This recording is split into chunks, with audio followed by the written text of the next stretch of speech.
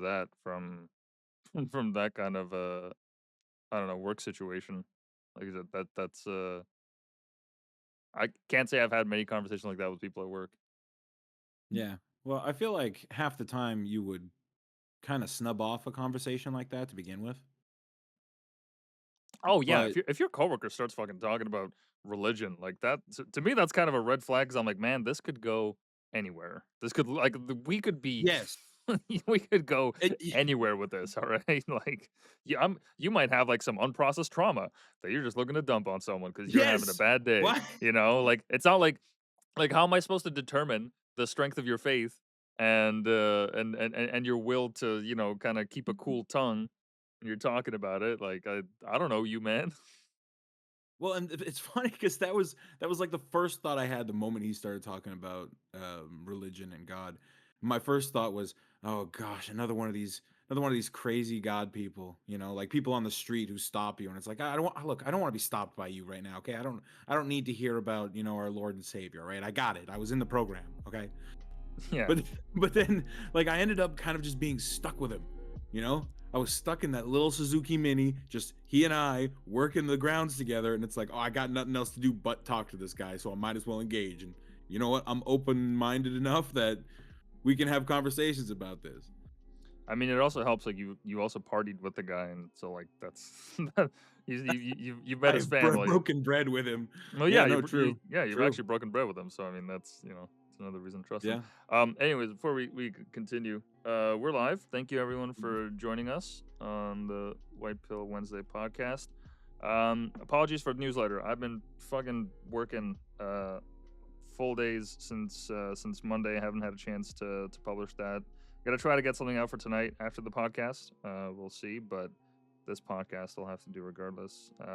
Thanks for taking the time, man. I appreciate you coming down again. No, no, it's always a pleasure, man. Yeah. Thanks everyone for tuning in.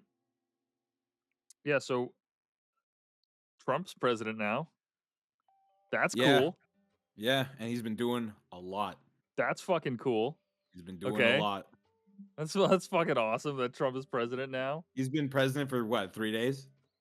Yeah, the Fourth Reich is now in full swing with Elon Musk at the head of it. Yeah, okay. Yeah. Bro, I gotta pull that shit up. Uh-huh. We're starting off strong. Have you seen the meme of this though, with like a bunch of Democrat politicians Oh doing the yeah, same salute? oh yeah. Let's hear this. Oh man, he fucking zigged the shit out of that Heil. Bro, he bit his lip as he did it. Look at the, that. the lip bite. He's like, "Fuck it, I'm going Bro. all in. I'm Bro. going all in." Man. He goes, "I own America now, bitches." Bro, that's so fucking good. Holy shit. Also, it's fucking controversy. Anyone that's still not clear on this, first of all, the man is severely autistic. Okay, like he legit like has it. This isn't like your um, what is that movie with Affleck, the accountant or whatever the fuck. I don't know, sure. No, you don't know that one. It's one of the No. first movies where they I made autism a superpower. but the whole him being autistic thing, I don't even really like that as an argument, because ultimately the salute wasn't right. Like Dude, like if you want to look I could you care want to look at less. Elon Musk and just say, "Oh, he's actually like mentally challenged." It's like, okay, well, this isn't a Help a Wish Foundation. This is a fucking presidential inauguration. Let's Dude, pretend everybody here has some kind of mental competency. no, I mean, look, I totally not a, I'm not saying this is a smart move by any means. This is like, I mean, this is just bait for the journalists. This is absolute bait. Dude, the moment they saw this, they started frothing at the mouth. They're like, oh yes, yes, finally, And now what? We're finally. claiming mental incompetence. Oh my God! Finally, we get to jump on Elon Musk again. Oh my He God! did the Nazi thing. Oh yeah, dude. Look. I'm not even a dick rider. Okay, there's a lot of shit that I don't like about the guy. Okay, a lot of stuff that he does. So I'm not. Don't get me wrong. I'm not a fucking bandwagon or anything like that. But all this fucking feigned outrage at this shit. The guy is super excited. He helped make this vision come true, And yeah, he is legit autistic, and he loves everything about Roman stuff, like just history and whatnot. He'll fucking tweet on it occasionally. There's a Roman salute that he did. And not to mention, fucking, what's his face? The VP candidate on Kamala's side, I forget his name. Trump called him Tampon Tim. I forget his name. Oh my god, I'm blanking on the guy's name. Nah, you're talking to the wrong guy. What's his name? How do I not know? Tim Tebow? Oh my god. Tim Waltz, I think. Yeah, Tim Waltz. Dude, there's a video of him fucking saluting just like that at multiple rallies. Yeah. I Where saw a is it? picture of Hillary Clinton doing that. Look at this. Bro, literally the same thing. He taps his chest.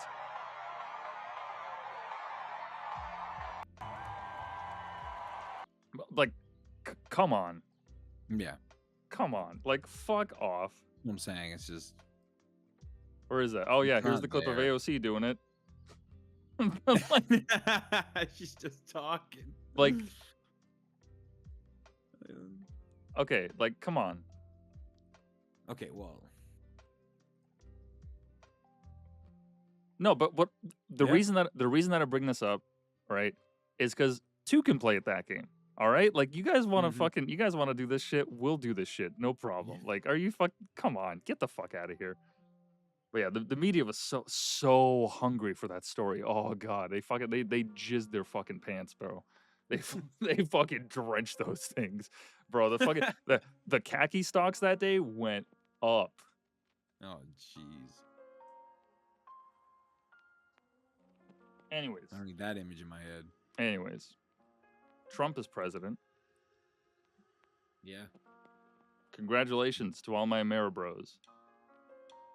I like how I got you guys tripped up about the when I sent you that broken link of the White House. Oh, I heard about that. Yeah, you guys were like, "What the fuck?" And I'm like, What is "Yeah, it, that's the Spanish Yeah. site. Should be .es. What is it? WhiteHouse.gov/es. I believe so. If I could spell. Uh, Oh yeah. Yeah. It's just gone. I don't even know what And to I make saw of another that. story where they changed the go to homepage button. It just said go home. I saw that too, but honestly, that could be shopped. It could have been shopped. I That could be didn't shopped. hear much about Yeah. it. But I mean, it'd be pretty funny. It would be pretty funny, dude. So check this shit out. I posted this earlier. They've already started arresting migrants like en masse. They started self-deporting. Not just self-deporting, but this. So check this out. Yeah, but dude, self-deporting is wild. Like, Well, yes, to look around and say to yourself, "Well, I guess it's time to go," is pretty crazy.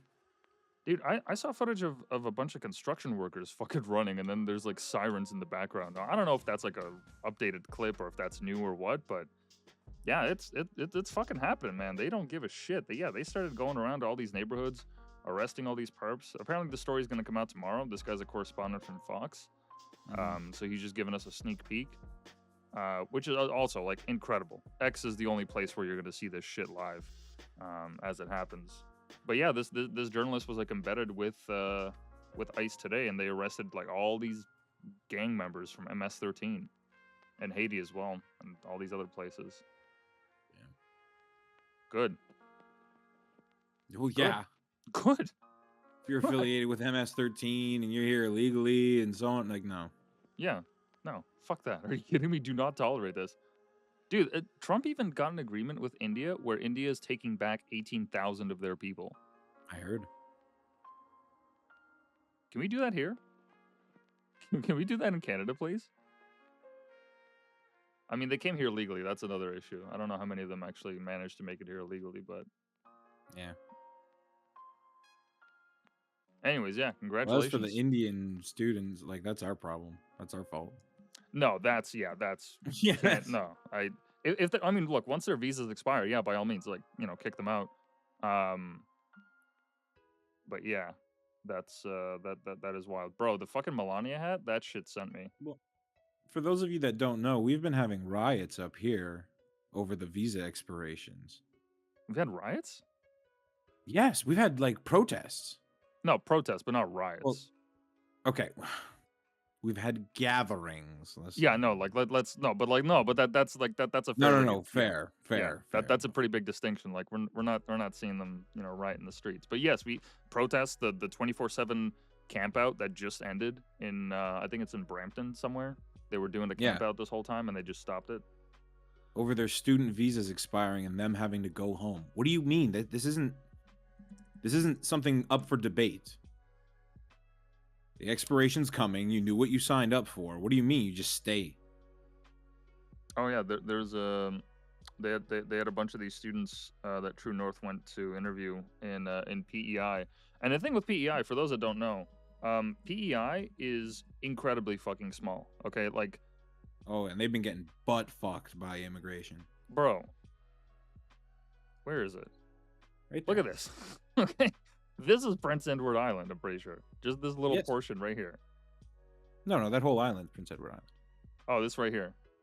This whole thing. Yeah, that whole island is Prince Edward Island. Yeah, they're a province. Yep. Okay, like this is a province, and so many. Also, I don't know how Indians, that happens, but sure. yeah, that. But so many Indians came here that the good people of PEI were like, okay, we literally don't have room. We're a fucking island. Like, what are you guys doing here? Go to Montreal. Go to Toronto. Go to Moncton. It's right there. Like, why would you come here? And they were camped out. And this guy just came here and he started questioning them. Insane. But bro, within the last 24 hours, all January 6 prisoners have been pardoned. Some of them have been rearrested, which is kind of funny. Like, What the fuck? How does that happen? I heard this one case where the guy he had outstanding gun charges. Like he had a warrant for his arrest in Florida. So when he went back home, they just, you know. Oh, good job, asshole. Yeah. That's the thing. It wasn't like I'm surprised they didn't get him on his way out of the prison. You've seen those videos? Those are fucking hilarious. I know what you're There's a talking video of about, this but I guy don't think I've seen walking the out of video. This guy walks out of jail, and then immediately the guys are waiting for him, and he goes, "Am I getting arrested right now?" He goes, "Yeah." I'm not gonna find anything because this is all. Yeah. Yeah. But in any case, yeah, dude, 15,000 of them freed. I'm pretty sure it's 15,000. How many? 15,000. There was 15,000 people imprisoned. I mean, hold on. How many January 6 protesters did Trump free? It's either 1,500 or 15,000, and the zero matters. So I want to make sure that I'm right. Yeah, yeah, it does. I didn't realize that many matters. people were in prison.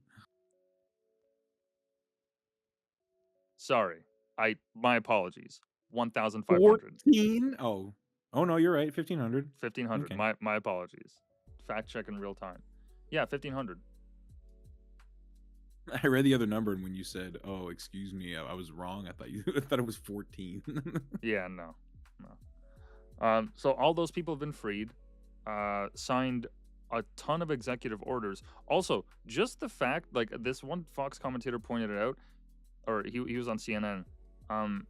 He was like, just the fact that Trump. So he had the inauguration, he had where he made a speech, and then when he came out of the inauguration, he made a speech, and then after that, they also had the inauguration ball where he also made a speech. Like just all these things that he did like throughout the whole day. Bro, Biden wouldn't have lasted like 6 hours. Are you serious? And and then he goes to the White Office, so it's to the White House in The the White Oval Office? Office, the White Office, and well, it is the White Office now. Hey, hold on. It was the White Office before, wasn't it? It was, but Trump is really going to lean in that direction. He's so, he's really he's the real white one. No, technically Trump is the first black president. Let's get that straight. Okay, Trump is the first black president.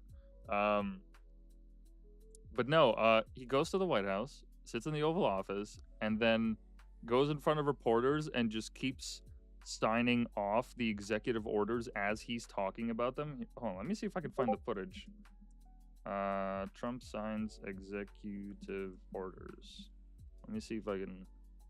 47 minutes, bro. What? This guy's fucking insane. Let me see this.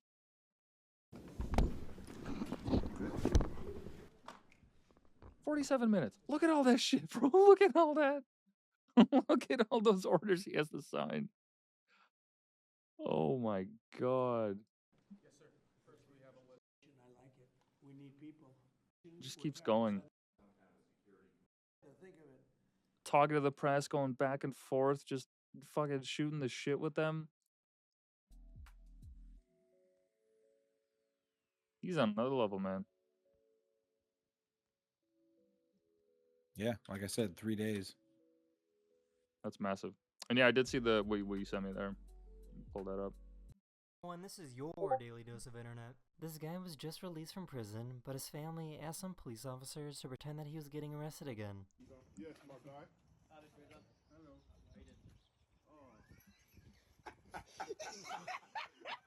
No way. Oh, they were fucking with him. Dude, they were fucking with him.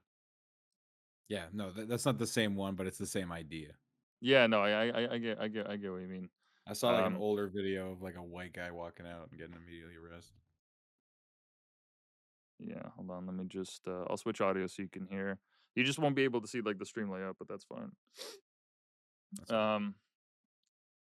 In any case, yeah, Trump is president, and like, I mean, what? Let me see if I can get Perplexity to give me a full summary. What has Trump? Ooh. Give me a comprehensive summary of all Trump's accomplishments. Canada is now the 51st state. Taking office. Huh. Fat chance. Fat fucking chance. Men are men and women are women. No. 2024. I gotta be super specific with this fucking thing. Wouldn't it be 2025? True, I'm retarded. Yeah, he pulled out of the Paris Climate Agreement, which fucking great, awesome. Hiring freeze across all federal agencies except the military. Mandated federal employees to return to their offices. Yo, get fucked. Bro, that's massive. Because the thing is, like, one of the problems here in Canada is we have like so many workers that work from home that, at least in Ottawa, where a lot of these offices used to be populated by all these workers, they no longer are. So it's just empty real estate sitting in the middle of the city.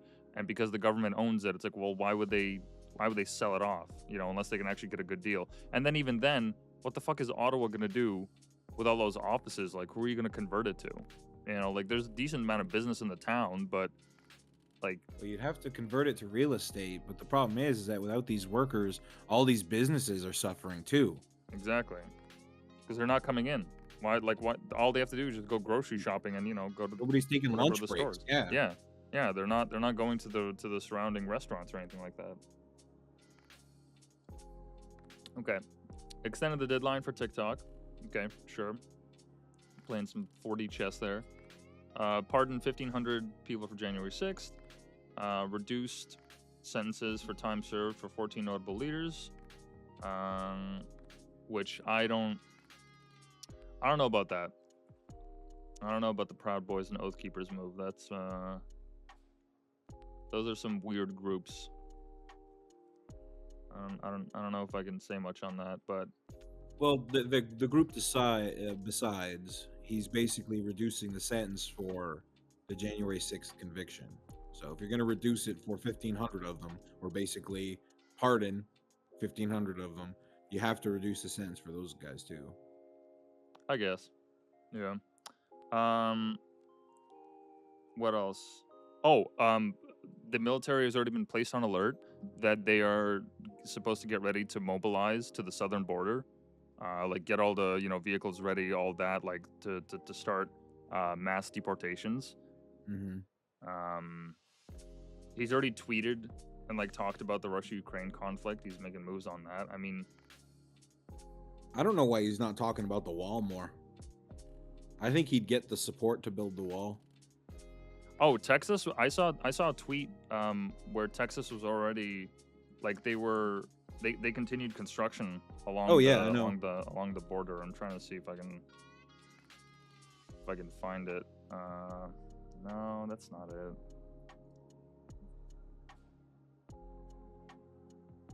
I feel like that's going to be a tough one to find because Texas is keeping that quiet.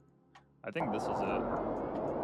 I mean, I don't know when this Yeah. footage was taken, but I did see footage recently that they continued construction. Mm. Wow, that's It a looks like fucking it from wall. what I remember. Yeah, look, that's not going to stop 100% of people, but it sure as hell beats having a fucking open border. Like Yeah. the fact that this wasn't built like decades ago is actually just like mystifying to me.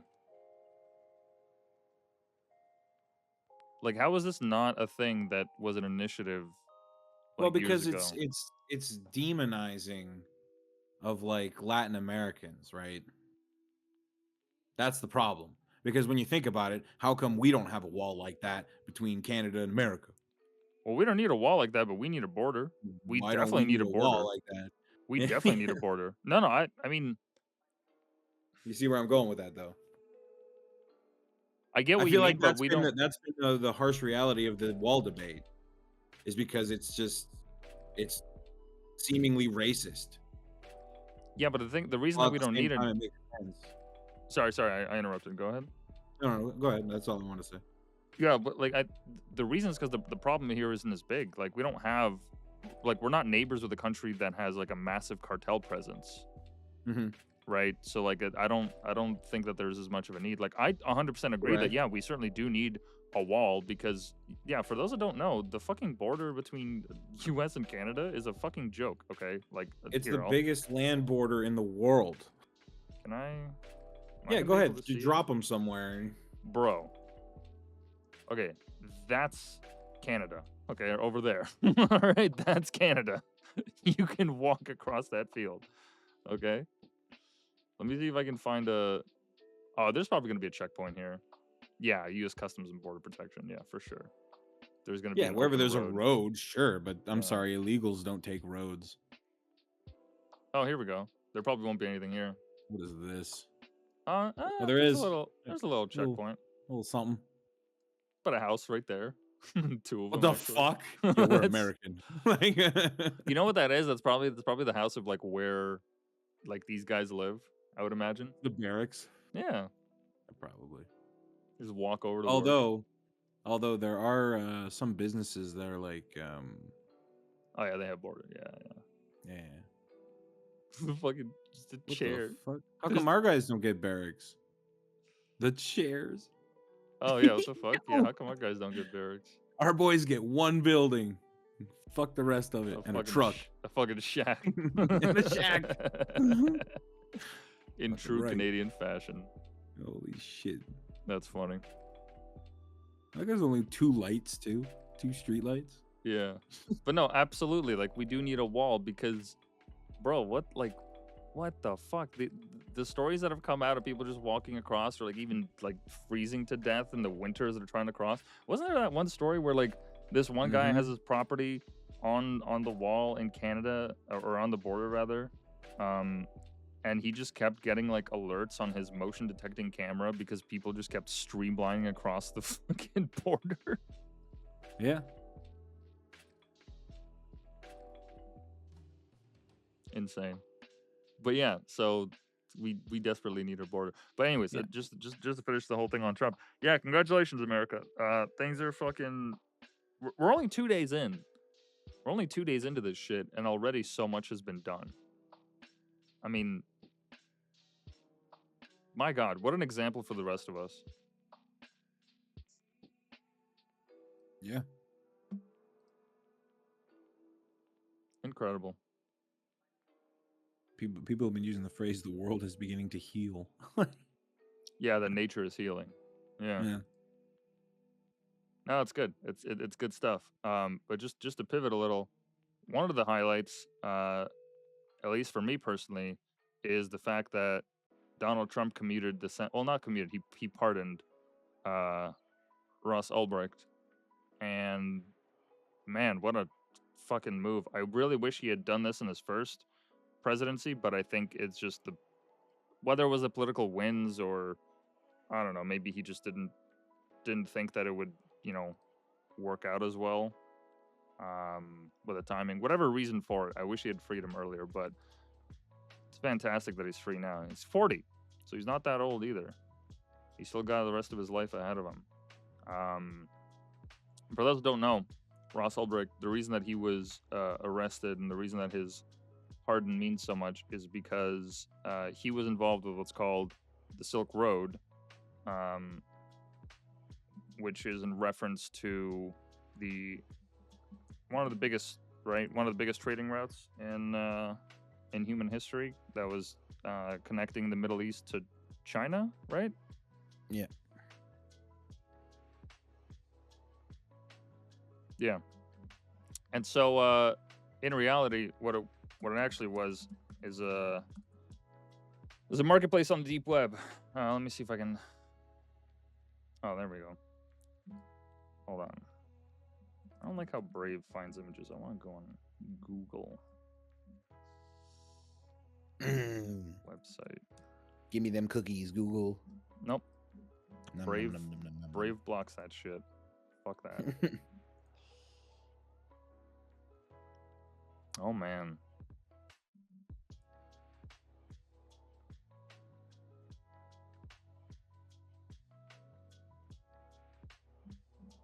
What a wild place that was. Oh, it's a different site. Hey, you could fucking get anything there. They even sold books and collectibles and computer equipment. Wow. That's a lot of different stuff. Because I always thought that they were just associated with drugs. But no, they sold all sorts of shit. Yeah, Well, books, and from collectibles, what I heard, computer. that was the idea, right? It was that ideal free marketplace where, like, every part of commerce came from trust. Like that's why I see this as it's like an experiment, right? It's going back to the old ways of like the fucking Silk Road traders, you know, bargaining Yeah. between each other. Yeah, and there was there was a forum that was associated with this site where they would have discussions around philosophy, whether it was to do with the economy, or just about any topic. And there was a lot of discussion around celebrating this kind of crypto anarchist spirit to to allow people to rid themselves of undue government influence uh, in terms of how they want to spend their money. So, contrary to popular belief, you couldn't just get anything off Silk Road. One of their founding philosophies or ideas that they really built their site and reputation off of is the fact that they never sold products that could be either used to harm people or that could be that required for people to be harmed in their making. So no exploitative content regarding the sexualization of children, no like Visa cards that were stolen from people, no weapons, no like bombs, guns, what have you. This was just a pure like marketplace. Like yeah, by all means, like buy all the drugs that you want and get fucked up, but as long as you're aware of it, as long as you're just making that choice, like that's on you. You're the one taking the risk. It's all on you. Which is like a pretty adult way of going about commerce, right? Like it's just I think it's one of the better ways of going around commerce. I'll let you finish there. no. By all means, go ahead. I think it's one of the better ways to go around commerce because, see, in my head now, I'm running through the mathematics of this and I'm saying to myself, okay, well, given all this goodwill that they had in producing this platform, wouldn't it have been more prudent to also ban, say, just anything illegal at all? Ban the drugs, ban the fake IDs, ban the. Is there? I see money there. Like, is it fake money they're talking about? Maybe.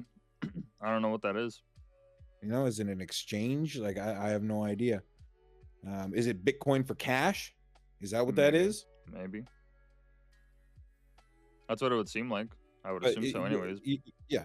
So you'd think, wouldn't it be more prudent if you just got rid of everything illegal and save yourself, from this possible prosecution? But the problem with that is it's unrealistic, right?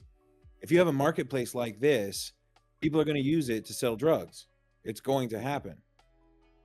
Yeah, One of the and biggest things I'm sure that came down the Silk Road was opium. well, that and like realistically, I get your point in terms of like the image, but at the same time, I think by having all those things, it further celebrates like that spirit because yeah, like look, Mm, anyone can get pushing the drugs. envelope. That's what I mean. Like anyone can get drugs at any point, just about like anywhere. I mean, look, unless you live in like fucking Russia or North Korea or some of these countries where like it's extremely locked down, you could get just about anything, or at least uh, buy it so that it ships to you online, right?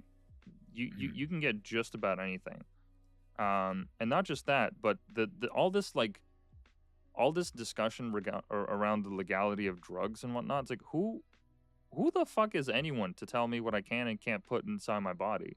If I want to drink fucking drain cleaner, like I have the goddamn fucking right Okay. to poison myself Okay. if I want to. Like nobody can stop me.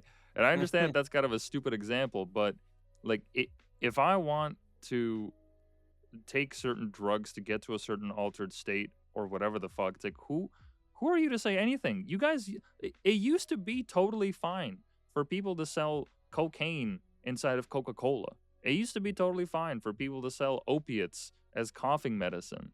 Like this isn't. It's just what we've had as of late. All this prohibition and whatnot. It it's very recent. It's very, very, very recent. Some of these drugs have been used in cultural practices like thousands of years ago, right? Yes. Like they've found marijuana inside of those what are those things called that they walk around in churches with the when they light the different herbs on fire? Oh, not the. Is it the cistern? I can't remember what they're called. Is it called a cistern? No, cistern that's related to water. But I know what you mean. Like it's like usually like a ball on a chain, and they light Yeah, it and they yeah, walk yeah, through yeah. the pews. Like they found marijuana in those. Okay, so like this whole argument of And I would go to that church. well, is it a surprise that people had heavenly experiences going to churches like that? Is it really a surprise you felt closer to God when you're fucking zooted out of your mind because you're No. hotboxing a church? Like, bro, that shit would take me places. You hear a It'd be man with fun church. authority, with the booming voice, with the Mm. sounds bouncing off the And then you walls and all all these sing together, bro. yeah, in resonant like frequencies. Bro, that's an out of body experience just waiting to happen. That's it. I'm going to church high. I mean, the Rastafarians do, so maybe you could join them. Who knows? Maybe they're still taking people. Well, I get you, but you're going on a whole philosophical debate on drugs now, because then, like, I would play devil's advocate and argue, okay, but given the current state of homelessness and drug abuse, do you think it's a good idea to just be like, oh yeah, no, all drugs are good now, let's go nuts?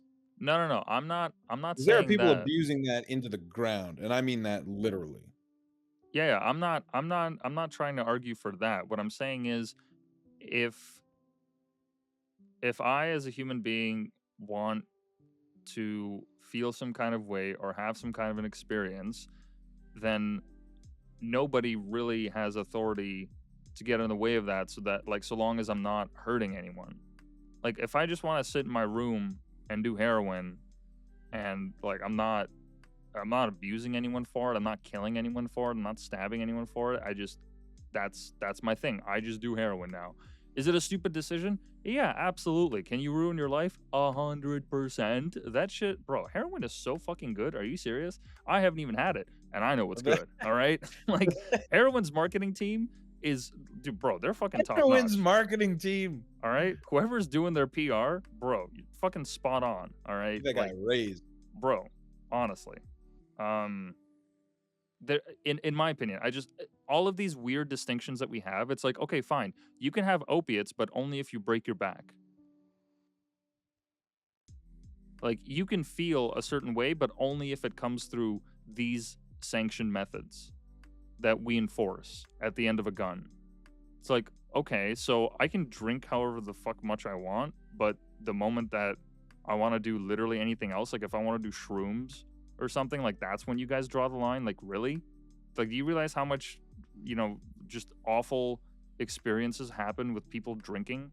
How much abusive Well, it's not tendencies even become that. activated? Like, how many drunk drivers? Like, what I'm saying is, if you start drawing lines like that, right, they become Mhm. really silly towards the end of the whole experiment, because it's like, okay, well, what are we doing? It's like when marijuana got legalized in Canada, everyone was like, well, this doesn't really make a difference because like we were still going to keep smoking. You weren't really going to stop us. So like, what's the point of doing all this enforcement? We kept the police busy for all these years for what? To arrest hippies? Like, really? To arrest like Mm. dorm students and shit? Like, who the fuck cares? Like, you want to make an argument for like what role drugs play in a society, and that we need to have as little of that as possible because a lot of people can't handle drugs. Okay, fine, but that's a separate discussion. I'm just saying, having the ability to take these substances, all these little weird lines that are drawn by society, the way that it's developed, it's not really. It doesn't make a lot of sense when you think about it, at least in my opinion. No, that's fair. Like, I can't argue with the fact that we do draw silly lines, because like I was going through my head and I was thinking, okay, well, the problem isn't so much you using the drug; it's what happens to you in the end, and the weight that you now become on the system, on society, on the economy, on the healthcare system, all that shit, Yes. right? But you can argue the same thing with alcohol and cigarettes. Cheeseburgers. I can smoke myself straight into lung cancer or drink my way into liver failure, and that's fine. Yeah, and that's like somehow different. Yeah. Because you can party, when you're drunk, but you can't party when you're on crack because you're too paranoid.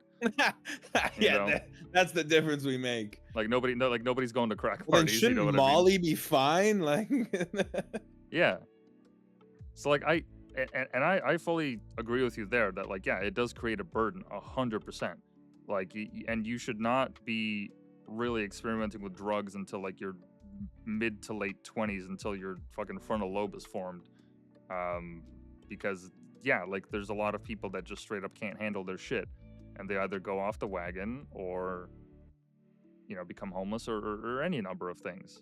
I know a guy through our mutual friend who told me a story about how this guy is like legit and honest to god, like alcoholic. Like, I don't understand how he functions, but like he will, on his way to work, kill a 6-pack of tall boys.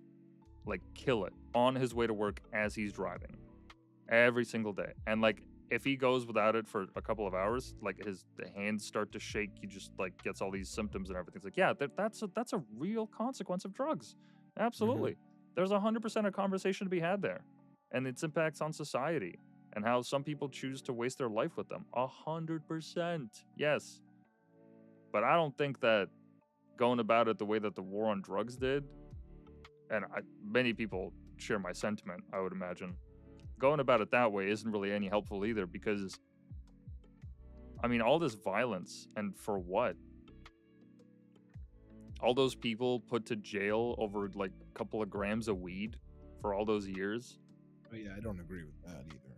or even like a couple of grams of crack. Like, no attempt at rehabilitation either, just straight up putting these people in a hole with the most violent, depraved, like actual killers. Yeah, that's fucked up, man. No, that's fucked up. Right?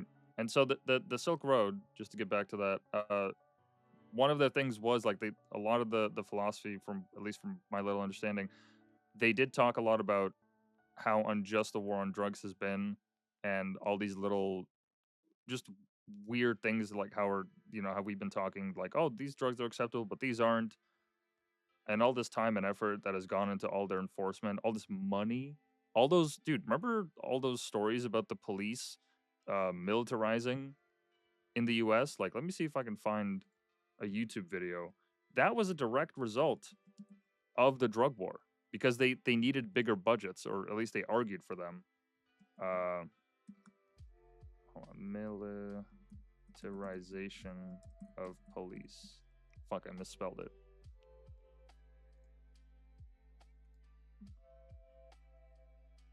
Bro, like, look at this shit. What do they need that for? That's a truck from Afghanistan or wherever that is. Mm. This was 10 years ago. Right, so they had all this leftover surplus from all these wars. They got it because they could.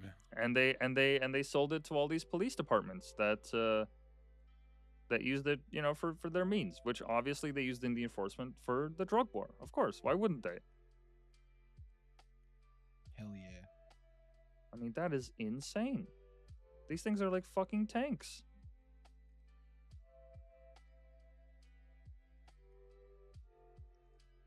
Right? So the Silk Road people were like, yeah, dude, we want to do our part to get rid of that, because as we were talking off stream, if you have the purchase happening online and you don't have to go to a crack house, you don't have to go to a dealer, you don't have to go to like some seedy part of downtown or wherever the fuck, the inner city.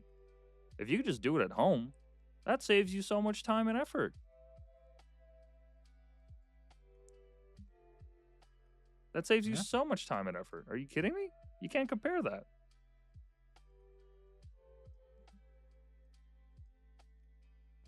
And so a lot of the philosophy around the Silk Road was, I mean, it was basically just talking about that. It was trying to make it so that this kind of activity could happen without the watchful eye of the government. Because even back then, a lot of people were talking about how just overbearing it is, and how government surveillance was of great concern to a lot of people. As we learned, thanks to Snowden. Yeah, true. And this is happening before Snowden. You know, he just happened to come along and let everyone know. And so in any case, the thing with the Silk Road is that the people that ran it used a moniker as the Dread Pirate Roberts, which for those who don't know is a character from The Princess Bride. And the reason they used it is because it's a name that's passed down from individual to individual and is bestowed upon them. And so in the same fashion, creators of Silk Road shared this name among their users. I think there was about maybe 4 or 5 of them. It's never been confirmed how many people actually ran the Silk Road, so we don't know. I don't think we know to this day. But it was a role that was shared among several people. And the funny thing is, the journalist that kind of helped reveal this, I forget his name, but he worked for Wired magazine. I think he still does, actually. I might even be following him. Yeah, Andy Greenberg, this guy right here. He interviewed Dread Pirate Roberts and was among the first, I believe, to do it. And from what Dread Pirate Roberts, or the person that was using that moniker at the time, told him, was that he was not the one that set up Silk Road, but that it was his predecessor. And the original idea was to combine Bitcoin and the Tor protocol to create this anonymous market. And Tor is essentially, for those who don't know, it's a browser that you can use to essentially navigate the deep web. Because there's a portion of the web, I think it's about 90 or so percent, that is available to the public, but then there's the deep web, which is made up of all the back-end work. So all the servers for all the companies and all that, they're all hosted on it. Obviously not accessible by the public. But also, turns out you can have websites on it. And that whole marketplace blew up. And so, let me just see my notes here. There's a quote that he wrote also in the interview. What we're doing isn't about scoring drugs or sticking it to the man. It's about standing up for our rights as human beings and refusing to submit when we've done no wrong. Silk Road is a vehicle for that message. All else is secondary.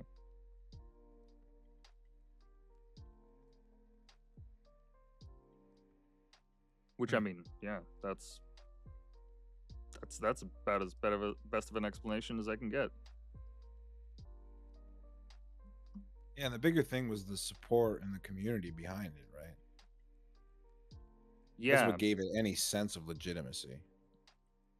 yeah, because the other interesting thing about the Silk Road is that the owners of the site, because it was centralized, they could have at any moment just simply taken all the Bitcoin that was being held on their servers, right?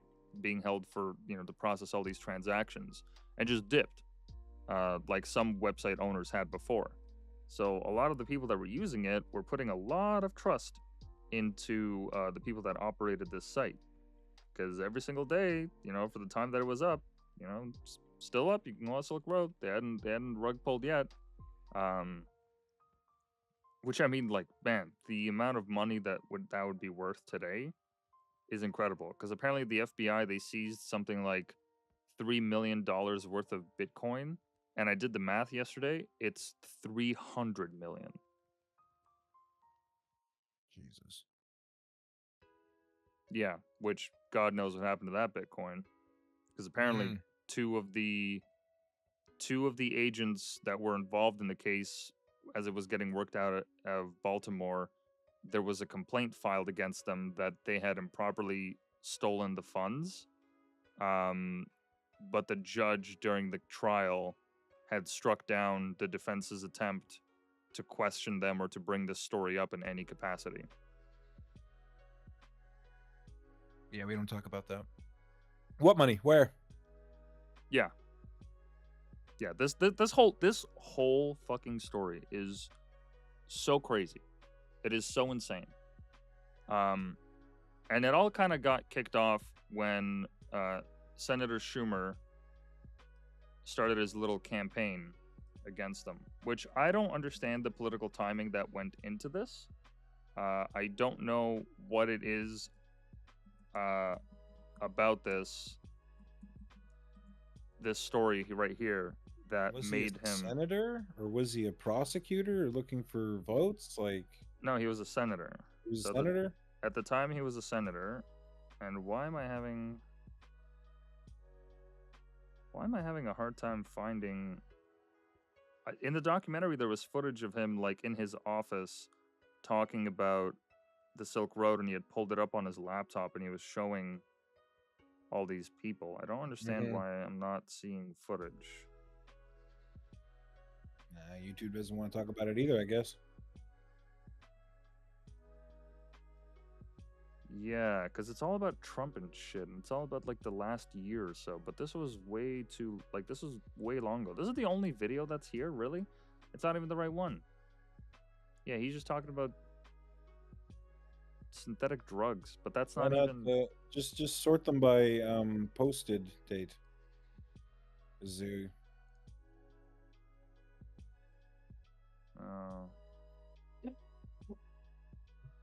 Yeah, there's nothing. That's very strange. In any case, Senator Schumer kicked off this campaign, and he made several public appearances talking about it on TV, saying that we need to shut this website down. These people are operating in the open. How dare they flaunt all this illegal activity in broad daylight? Yada yada yada. Talking about all this. Meanwhile, keep in mind, Silk Road was not the only website like this that was operating at the time. Like in total, I mean, what is even the total? I don't even know if Perplexity can give me. What is the estimated total of currently operating, not drug markets, but just say markets Dark web on marketplaces? the Yeah. deep web? Oh, dark web, right? Not deep web. Get confused because the name of the documentary.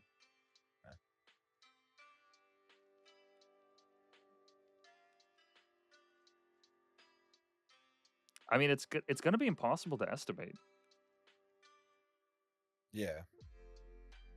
It says here there's 30 to 50 major markets, but the actual number, including all the smaller ones, it could be significantly higher. Because they're all secretive. They change links all the time. They can just migrate servers, especially nowadays. Like I haven't even been on the deep web, the dark web, in a very long time. I'm sure plenty has changed since I've been on it. In Who'd any you have case, killed, Mark? who did I have killed?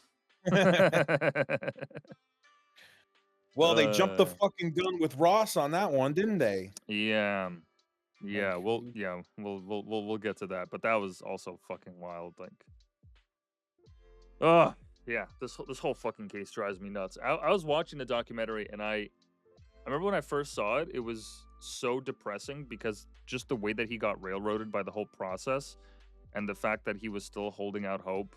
I remember when I finished watching it, I went on his Twitter page because he had he would send tweets like once every 2 weeks or something like that, from one of his contacts, and it was just it was really disheartening, to see that. But watching it yesterday was very different. I was like just absolutely elated at the news. But in any case, getting back to the story. So as soon as Schumer got his fucking paws on it, right?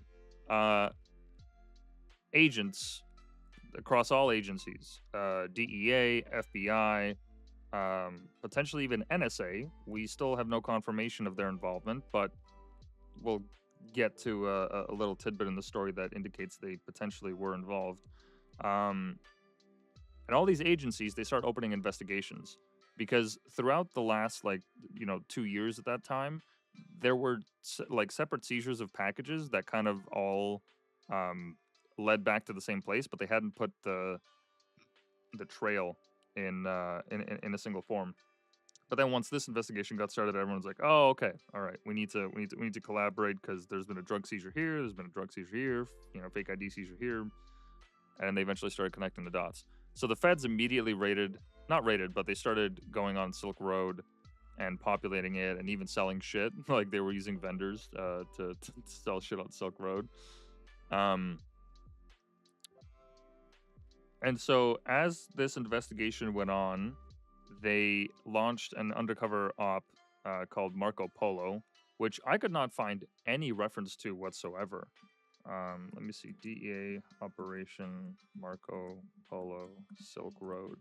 Like, there's no wiki page or anything on it, at least from what I found, which seems very strange. Yeah, well, it's got the description here. So in any case, as they continue their investigation, they try to create a sting operation where they found this one vendor who goes by the name of Curtis Clark Green, who is still actually active on Twitter. I found him today, believe it or not. Let me see if I can pull him up again. Come on. I even shot him a DM. I'm hoping to get him on the pod. I'm serious. Yeah, I'm fucking dead serious. That'll be interesting. No way. Did he block me? Hold on. No Get blocked. way. No way. Hold on. Where's my DM to him? Yeah, I'm not blocked. Yeah, fuck you, dude. Yeah, this guy I don't right wanna here. talk to you, dude. This guy. Yeah, he even tweeted about it. Which is interesting because he rolled on the Silk Road, which I don't know. There's a whole story there. I'd love to have him on. It would be really fucking cool.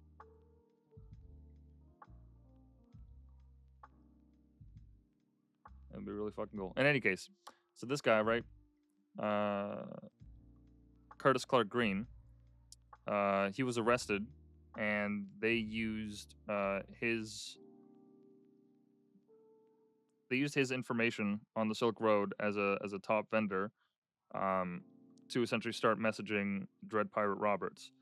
And apparently there was some communication back and forth between the Dread Pirate Roberts account that indicated the DPR, whoever was writing it, was trying to put out a hit on Curtis Clark Green. Like there were messages regarding if they could beat him or assault him while he's in holding, if there's a way to have someone get to him, or if they could straight up just murder him. So eventually, they set up a fake death Let me see here. So fake death. I wonder if I could get the photos because there's some really interesting photos in the documentary. They looked fake as shit. I can't. I don't know who would fall for that. They looked staged as all hell. Let me see if I can pull up the photos here. Really? Is Google Images gonna have anything for me?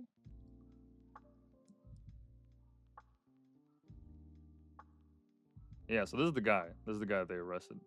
Family man. Total family man. I mean, look at this. And this is a dark web vendor. One of the top ones that's linked to fucking DPR. Incredible. He Guy looks like a criminal. He looks like a plain bagel. Look at him. Looks like a plain bagel.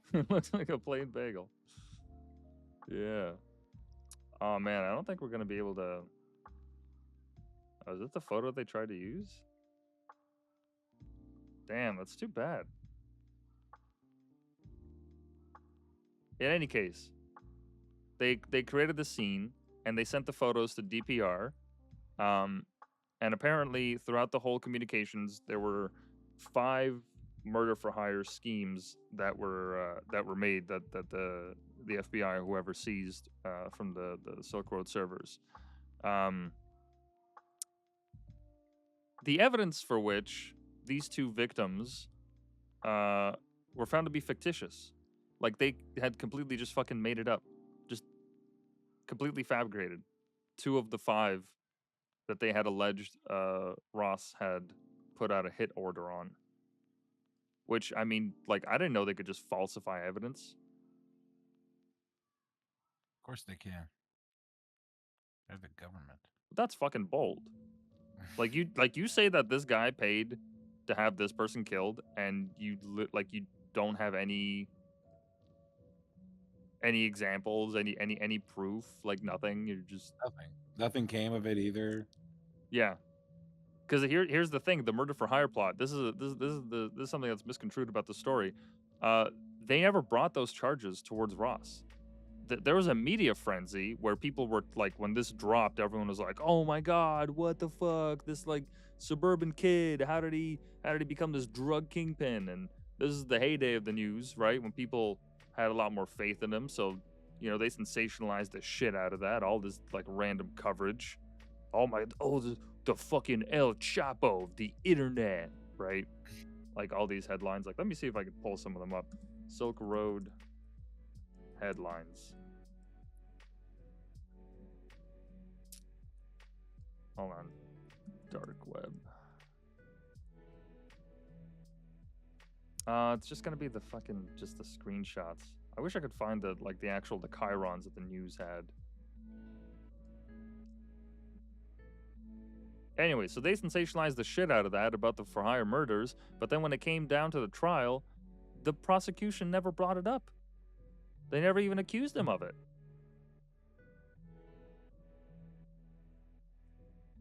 Because they didn't have enough to make it stick.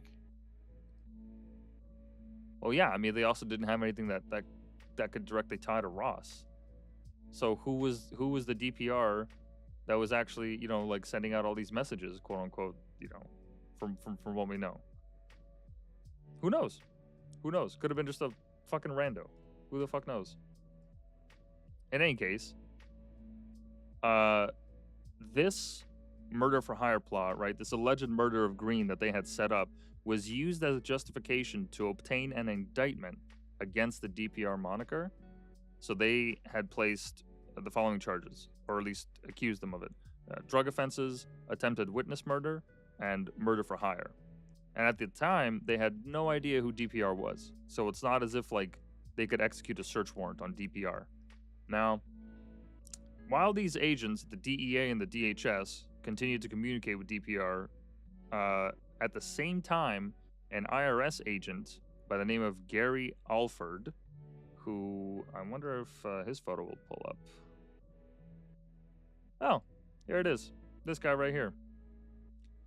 He conducted a simple Google search, which found a forum post that had Ross's email attached in it on the open internet, and he was discussing the launch of the Silk Road. So It wasn't just Ross's email; it had his full name. it had his full name. Which, look, for anyone out there right now that has their name in their email, change that shit. Change that shit. Even if you got to go to fucking like Pokemon Master 808, okay? Like even if that's what you have to default to, do it. Do not dox yourself.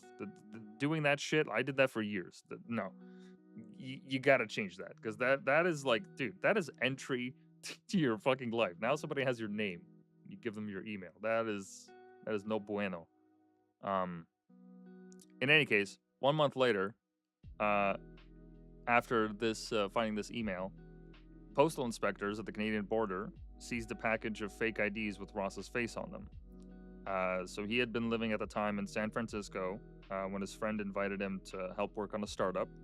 And all of a sudden, the DHS people, the Canadian Border Services people, find all these IDs. They're like, huh, that's weird. Well, let's pay him a visit. So they paid him a visit. He denied any involvement in it whatsoever. Ross said, oh, I don't know who made it. It's not me. Didn't pay for him. And because, they had no proof that there was an actual trail tying him to it, they couldn't really do anything. So they just left. And then, somehow, miraculously, the FBI found the Silk Road servers. And apparently, in the discovery, when the prosecution made its case, they said that it was because, what's it called? Oh my god, there's a nerd in the documentary that explains it so well. I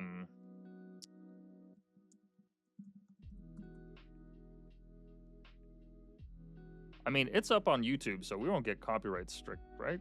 Or stroked? Stricken? Copyright stricken for showing this?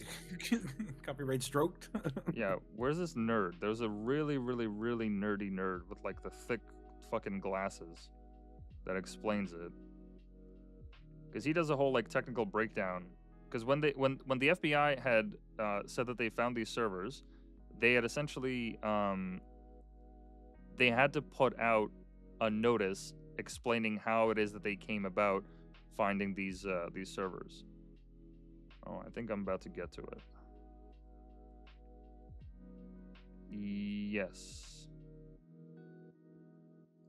I think I got to it. All right, let's give this a little play. FBI squad, a sting operation was launched. According to Deryagian's testimony, he staked out Ross's new residence, and using his pseudonym of Cirrus, Deryagian initiated a conversation on the Silk Road with DPR. Oh no, this is when they caught him. No, this is too early. I want to find the spot with the nerd.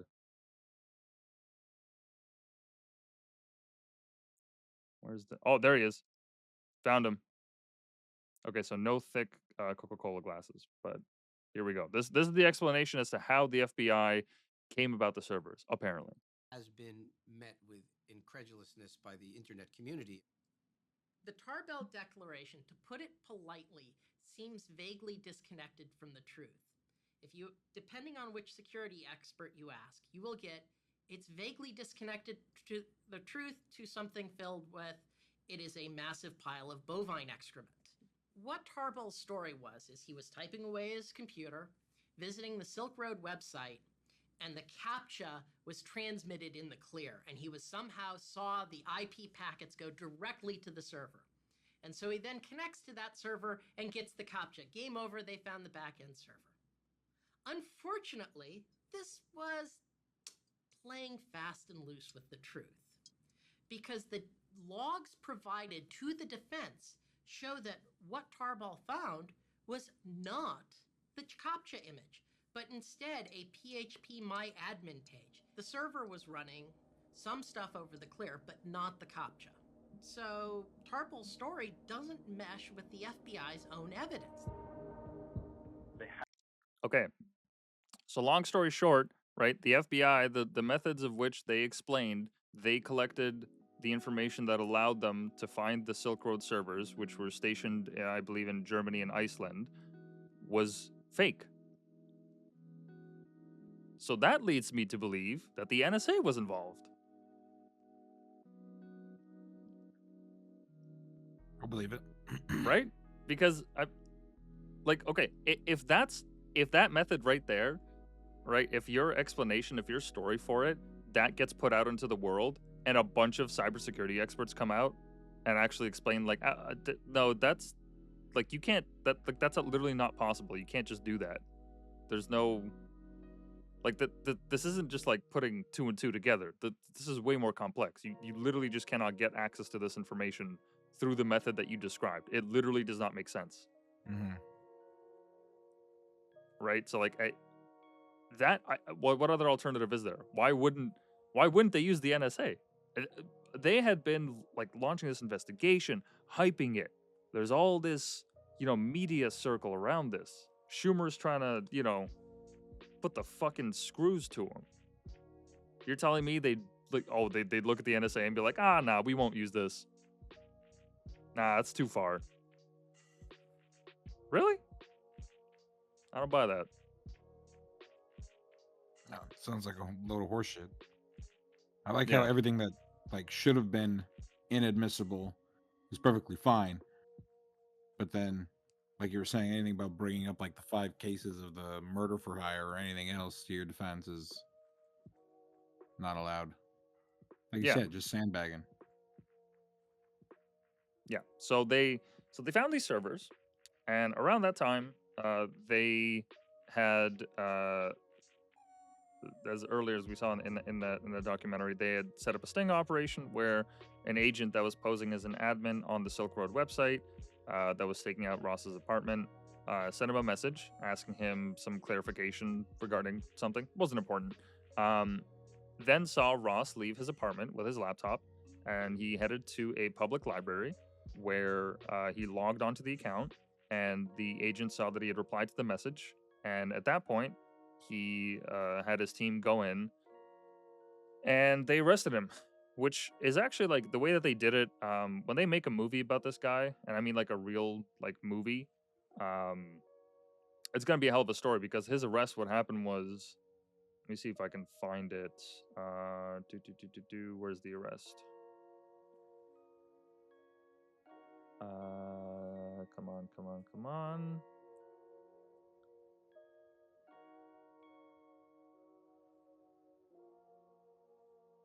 Yeah, so to prevent Ulbricht from encrypting or deleting files on his laptop he was using to run the site as he was arrested, 2 agents pretended to be engaged in a quarrel and caused a commotion.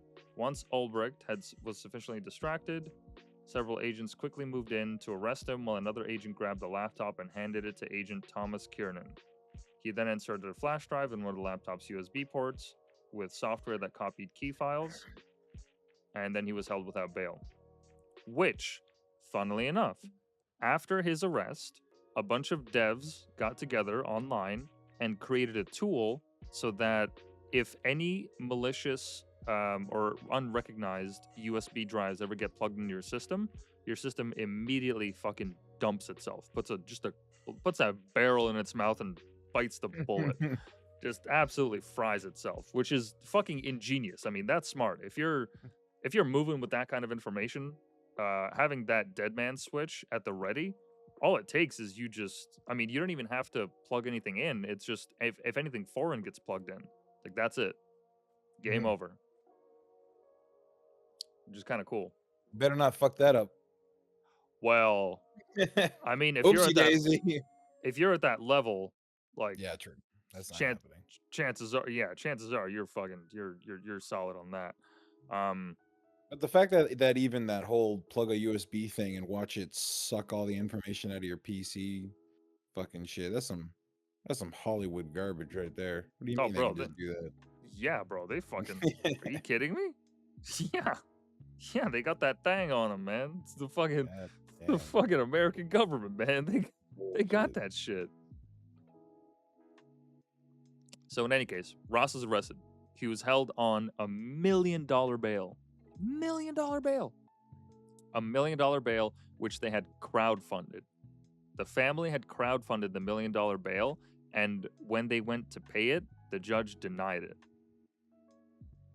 because he said that he was too dangerous to release due to the murder for hire charges, which were never laid. Mm. So he was held in solitary, right? Meanwhile, as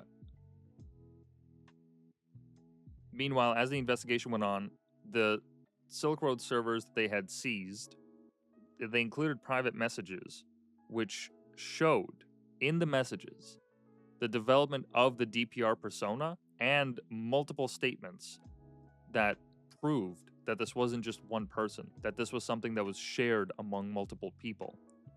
Even though Ross was still the focus of the investigation, like they were literally sitting on proof that said he was not the only person in charge and that this whole DPR character was a character.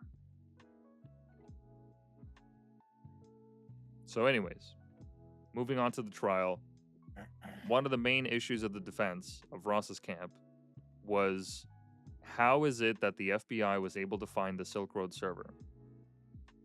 And they wanted to ensure that Ross's Fourth Amendment rights weren't violated, which I don't know off the top of my head.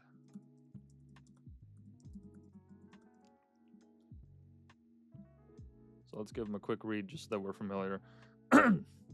Fourth Amendment to the United States Constitution is a fundamental part of the Bill of Rights that protects individuals from unreasonable searches and seizures by the government. It states the right of the people to be secure in their persons, houses, papers, and effects against unreasonable searches and seizures shall not be violated, and no warrant shall issue, but upon probable cause, supported by oath or affirmation, and particularly describing the place to be searched and the persons or things to be seized. That's a damn good amendment. Damn good amendment. I'd make that amendment. You do make that amendment? I'd make that amendment. I don't want them interfering with my shit either. Fuck off. Yeah. That's great. I like that. I like that. So that was makes their me focus. a little libertarian, so be it. Hell yeah, dude. Don't touch my shit. In any case, Ross pled not guilty. And even though one of the charges they brought, as we said earlier, even though one of the charges they tried to bring against him in the media frenzy leading up to the trial was the murder for hire shit, that never materialized. They had never tried to charge him for it or have any discussion around that whatsoever. So that just completely disappeared with the trial. And the other weird thing is, look, the government does this all the time, and this is typically how lawsuits work when you try to fuck somebody over. The discovery stage, where they shared documents amongst one another, they had dumped. How many documents did they dump on them?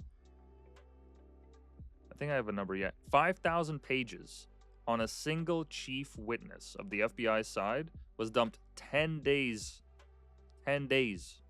before the trial. 5,000 pages in 10 days. That's a lot of pages. That's a lot of pages. And another 2,500 pages that were written on other witnesses was dumped on Ross's defense a week before the trial. So 7 days out, they have 7,000 or so pages to work through.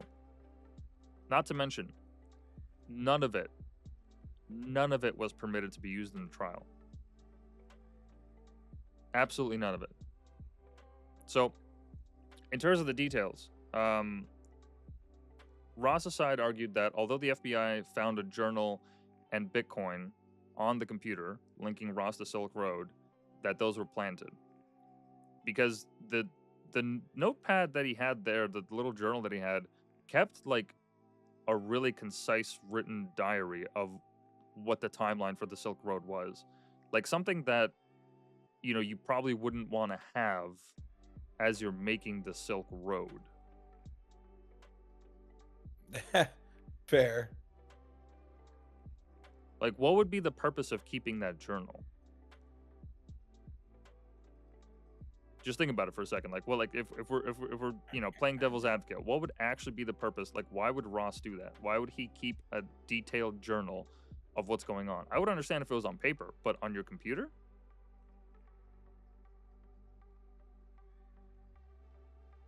Yeah, I don't know. I can't think of a single reason.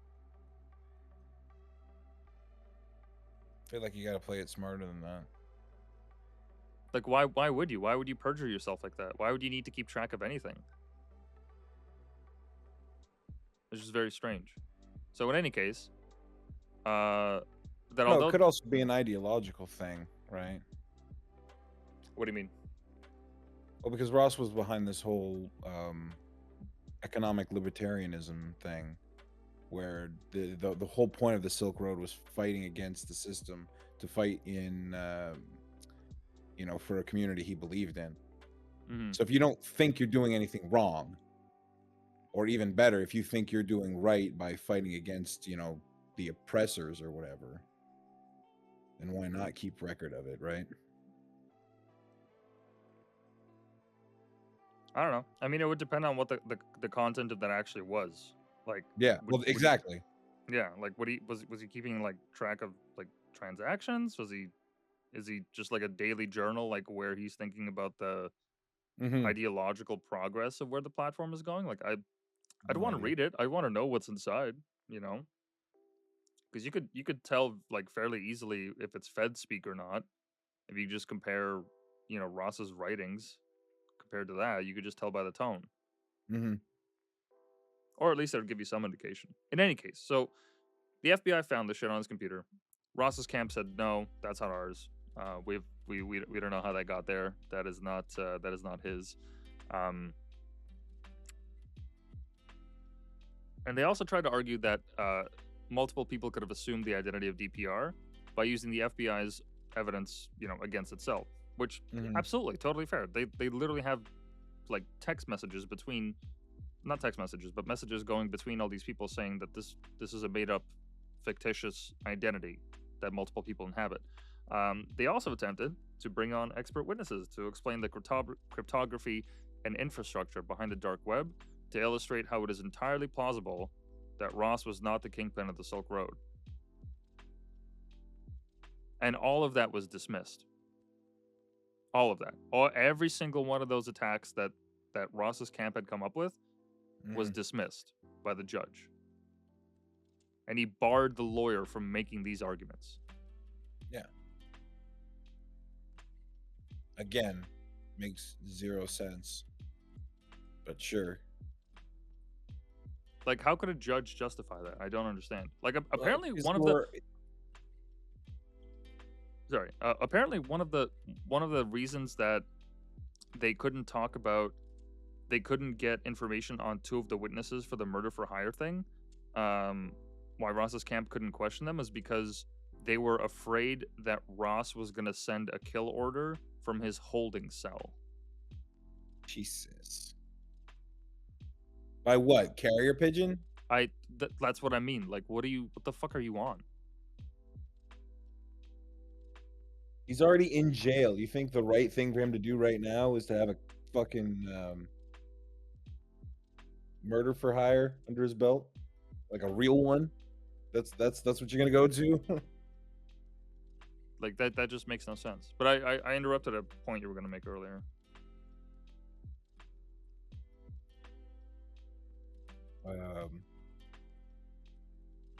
No, I can't remember the point now. Well, we were just talking about how the judge had dismissed all of those arguments. Oh yeah, no. What I was gonna say is I don't understand how the entire responsibility of Silk Road was placed squarely on his shoulders. Mm-hmm. But that's what I don't understand. And the charges about like conspiracy to solicit drugs and so on and so forth, like, was Ross selling drugs? Because if he was just behind the development of the site, I don't think that's fair to be charging him with all this shit. That's what I mean. Like right? the money laundering charges. Yeah.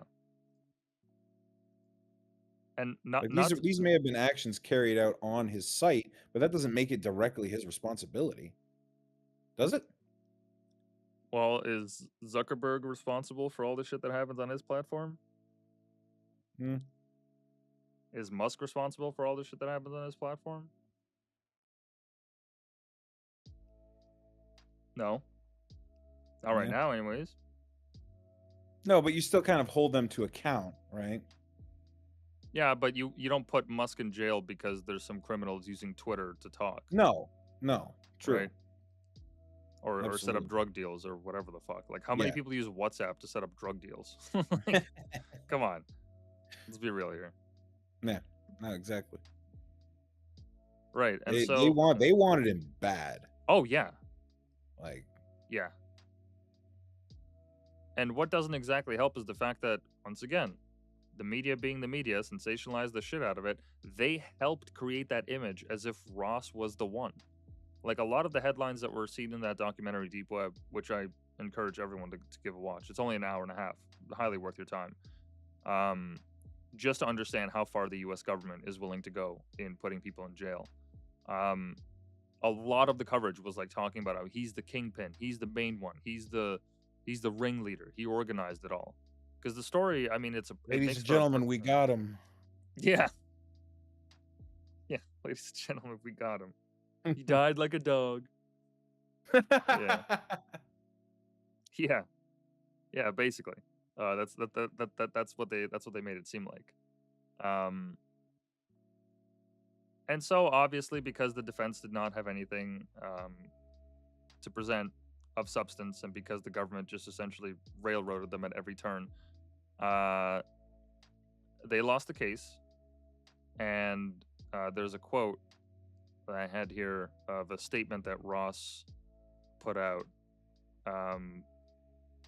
which really hit me a certain kind of way when I was reading it yesterday. I mean, my God, like the balls that you would have to go through that and not at any moment have a breakdown in public or on camera is insane. Or even have like a story come out about it. I don't know how this guy has kept it together all these years. I genuinely don't understand his resolve. But anyways, let me just read this quote. And he says, "Throughout my adult life, I've tried to stay positive, and it's even more important to do that now. I'm up against a very powerful adversary. You know, it's all too easy to think that things are hopeless and to give up, but they're not. They're not hopeless. I'll never give up hope of being free again."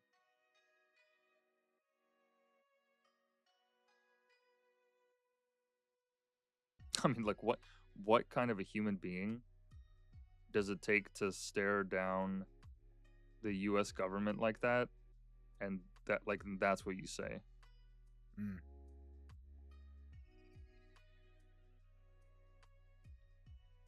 Yeah, that's some aura right there. Bro, that takes resolve.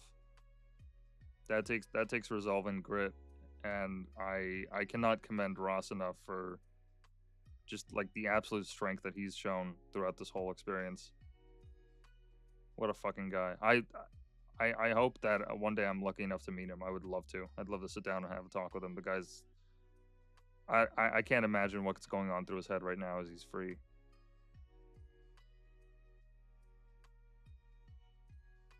Insane. Insane. Couldn't have happened to a worse guy. Or to a better guy, rather. I just butchered that. Yeah, my bad. My bad. In any case, so the trial ended, and that's what he said before the sentencing, mind you. So he got sentenced, and Ross spent, what was it, 11 years? Yeah, roughly.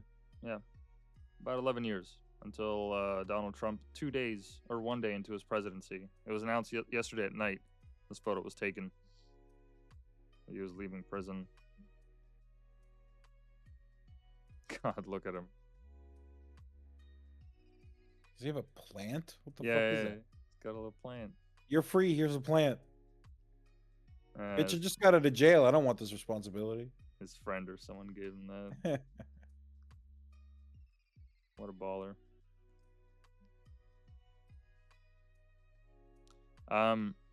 In any case, just to tie off that that little story there.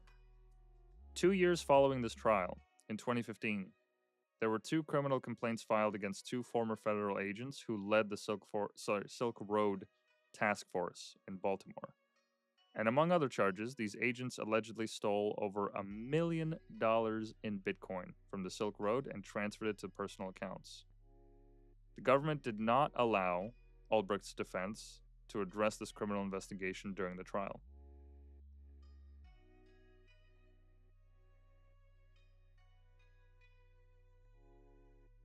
I mean, that speaks for itself right there. You know what his sentence was? He was sentenced to life in prison. Pretty sure he had 2 sentences. Plus 2 sentences plus 40 years. Without parole. No parole. For this guy. I find it funny that like I've thought about this a couple times since you brought up the photo, but I can't believe he's 40. Yeah. He doesn't look a day over 22. Like he looks like a fucking university kid. Bro, look at him. He's so young here.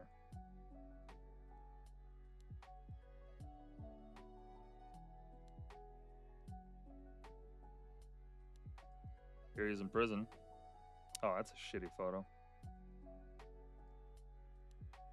There's got to be better ones here.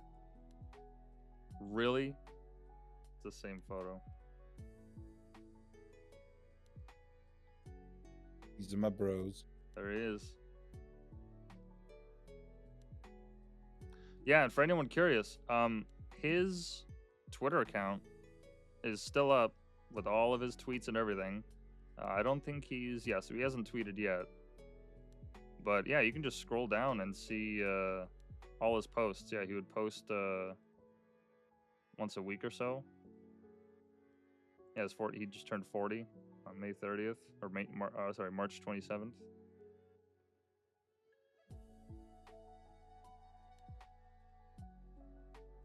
Oh, wow. There they are.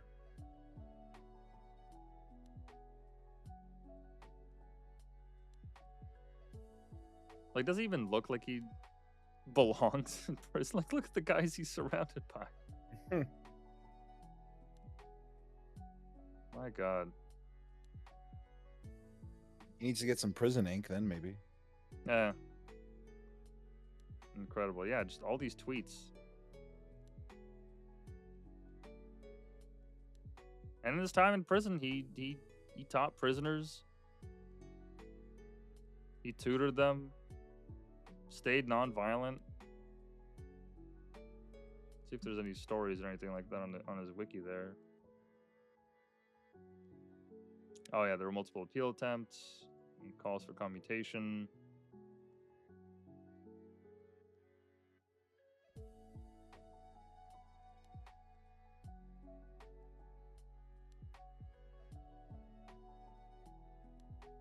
Oh, sorry, I was just reading the story. How in 2021, apparently,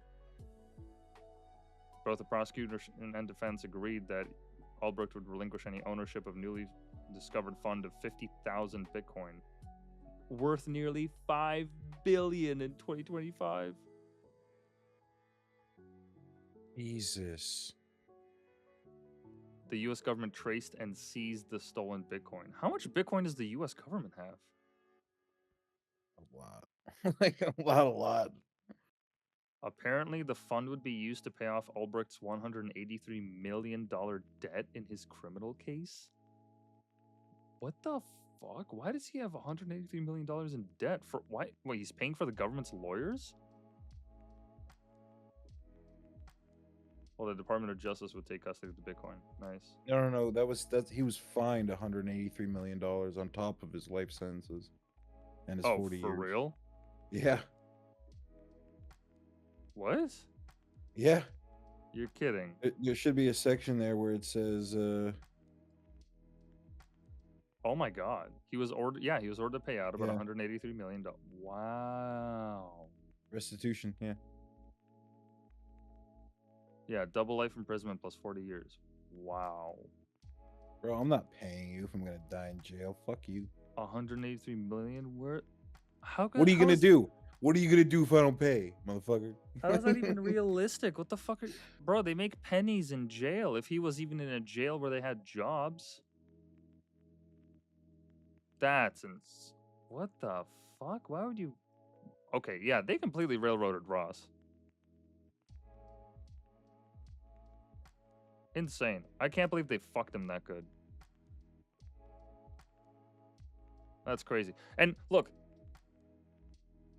if you've still made it up until now, and like anyone that has on this story and still thinks that like, oh, he should have gone to jail because he's a drug dealer, like people shouldn't idealize him, bro.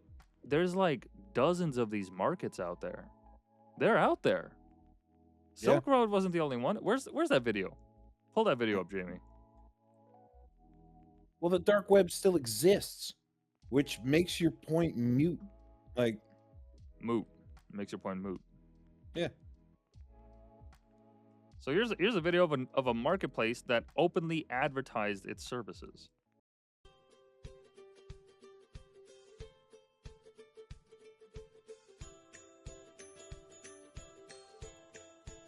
For anyone listening and not watching, this is a kitschy jingle corporate moving text advertisement for a virtual black market called Atlantis. You can look it up on YouTube. It's still got the LiveLeak logo in it, which is that's just too fun. I miss LiveLeak. But it's essentially talking about how easy it is to buy all these drugs. You move to a new town, you don't know anyone, buy the drugs online. Yeah, I like that marketing scheme. I mean, this is really well done. I'll commend them for that. His name's Charlie. I think Charlie so, yeah. moved into a new town and he couldn't find any dank bud. Word for word. That's quoting the fucking advertisement. Yeah. What will Charlie do? First thing I want to do when I get to a new town is find a bud dealer. Oh, That's yeah. the first thing I want to do. Well, you want to do that? Come to Canada, because you don't even have to look. Yeah. Just walk down the street a little bit. You'll find one. Bro, there isn't enough fucking packaging on the ground that you can scrounge some of it up. Oh, Jesus. We ain't that custy, all right? Yeah. And there was just to kind of tie off that story before we start discussing it, there was a quote that the Dread Pirate Roberts individual had posted at one point in a forum. And it reads, "Someday we could be a shining beacon of hope for the oppressed people of the world, just as so many oppressed and violated souls have found refuge here already. Will it happen overnight? No. Will it happen in a lifetime? I don't know. Is it worth fighting for until my last breath? Of course. Once you've seen what's possible, how can you do otherwise?"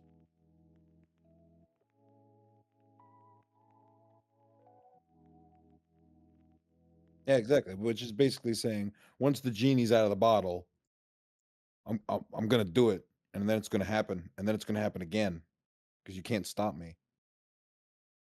Absolutely. And what strikes me about that quote right there is like, if you're just a scummy fucking drug dealer, who the fuck gives a shit about this philosophizing? Who cares? If you just want to sell drugs and get fucked up and make money and all that, like, why would you bother with any of this lore? Why would you bother talking about this stuff in the open? Why would you bother having discussions about the Austrian School of Economics? Why would you bother having any of that if all you just cared was money and drugs? Like, this is the Silk Road, like, that's on another level of sophistication. Yeah. Well, it was clearly like a passion project. Yeah. It wasn't just a scummy way to sell dope to Charlie. Like, Absolutely. Absolutely. And I'm all for these marketplaces existing, because as we were talking earlier, it's like, yeah, like this actually is a benefit, because, well, for one, your drug isn't getting laced with fucking fent. Okay, like, you have a guarantee, because anyone that does immediately gets marked as a fucking, as a bad seller, and nobody's gonna buy from them. And reputation on the dark market is everything on the dark web. At least for the sellers, it is. Like, the onus is on them to have good supply and clean supply. The onus is on them to make sure that whatever they sell their clients, they don't OD on, so long as they know what they're doing.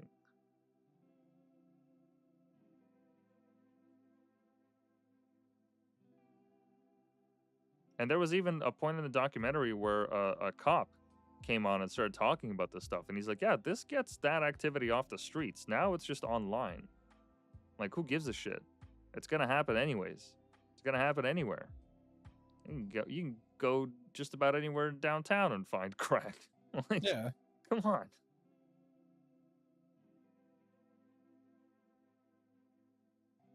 No, this is And good. that was the argument we originally started with: is you're not going to stop it.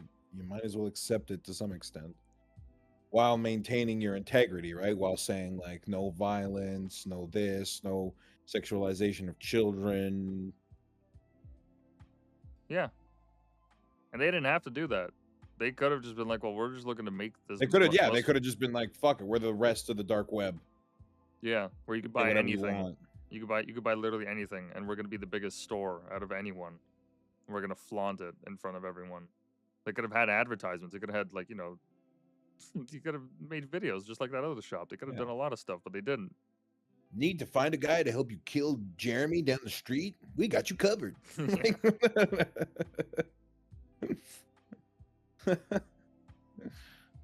Yeah, so I'm. Want to get yourself a 12-year-old prostitute from Thailand? Done.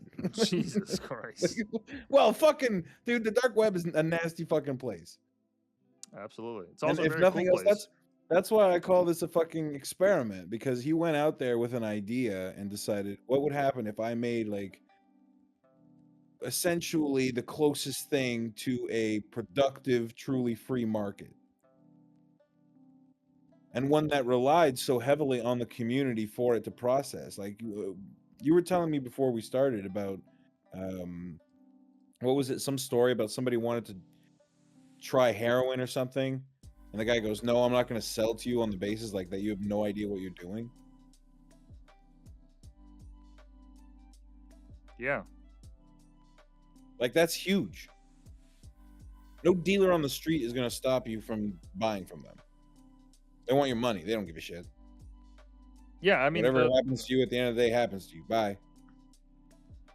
Of course. And the only evidence that I saw there of that happening is the guy that they interviewed in the documentary. Like, they obviously hit his voice and face and everything, but he basically said like, yeah, I'm not saying selling heroin and crack to first timers. That's not what business I'm in. I'm not looking for you to fucking OD because you don't know what the fuck you're doing. Like, apparently I don't know if he vetted his buyers or what, but he had this process of it. And I've heard similar sentiment pop up from other dark web dealers as well in interviews. Now, obviously, they still understand 100%. They're like, yeah, what they're selling could absolutely kill you, and it can absolutely ruin lives. But they're doing it, and they have their own choices and reasons for it. But at least they're not careless with it. They're not stupid. At least some of them are, right? Then this really isn't like but black again, and you're white. never going to eliminate that.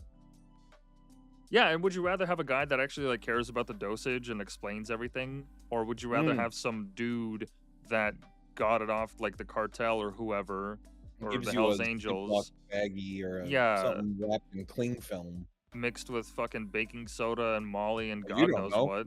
You don't know Yeah, you what's don't in know. it. And if you're a drug addict, you don't care. You don't know and you don't care. Yeah, even the fact that they were like, they had ads for advertising like the purity. Yeah. It's like this amount of openness brings like I'm not glorifying the crime or criminals or whatever for selling drugs and so on, but it brings that sense of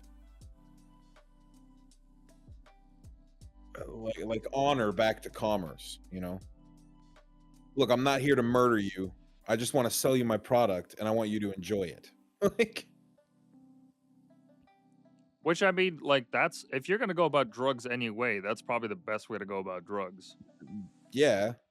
Where, like, you don't have to, like, have a cartel or a whole, like, huge operation. It's just, like, some guy that's growing it or making it, and he synthesizes it in the cleanest way with, all this equipment and whatnot. It's like, yeah, if I'm going to buy drugs, I want that shit to be clean of everything. I want it to be as pure as possible and make sure that it's not tainted or sold, with anything malicious, and also that it's not tied to violence.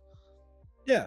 And then just the other day on Twitter, I saw a friggin' video of a guy who was like tied up and beaten to hell with the premise that he sold fentanyl pills that were fake that killed somebody. It's like, okay, so that's the other side of the coin. Yeah. Because this is happening regardless. It's fucking happening. They're gonna Oh, get yeah. it. People are gonna bring it in. It doesn't fucking matter. Too bad, so sad. Now, how do you deal with it? Or which way would you prefer to have it dealt with?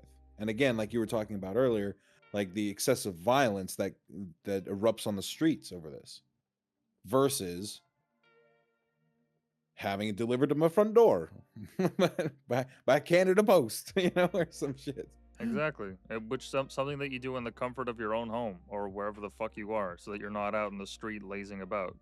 Like, if we just had drug addicts that were sequestered to their homes, and okay, maybe they were shut-ins, maybe they were late on rent or like whatever the fuck. It's like, well, that sounds like a nicer world to be, because at least they're not out in the streets. Like, okay, I'm sorry that you're going through it, and certainly find help and get out of the hole that you're in, but if that's going to happen inside and not outside on the street where everybody can see it, like women, children, men, everyone, like I don't know, it's not a difficult choice to make. I'd rather have option A.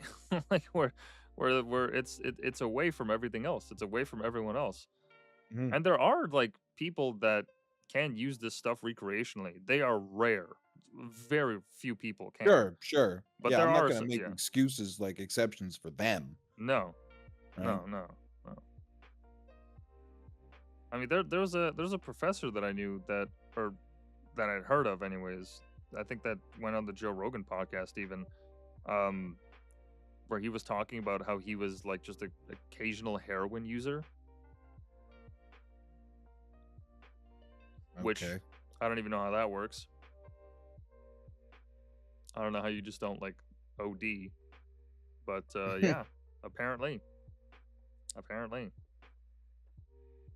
Oh, one of the memes I saw earlier. This is a fucking good one.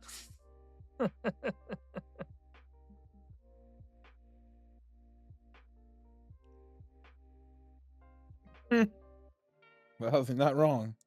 Yeah, it's a photo of Ross Ulbricht, and it reads, "Trump condemns man to 20 years of libertarian podcast appearances." Because man, you know, he's Oh gonna be yeah. going on. Oh I yeah. can't wait for the Joe Rogan episode. I'm so hyped. I'm so hyped. It's gonna take like a couple of months, if not maybe upwards of a year, but I am so hyped. Fuck that. He should be on it tomorrow. I don't even know if he He can. owes Trump, and Trump owes Rogan, and everybody owes Elon Musk, and That's true. That's true. This is true. get your ass on the podcast, Shun. Has anybody tweeted any news regarding him?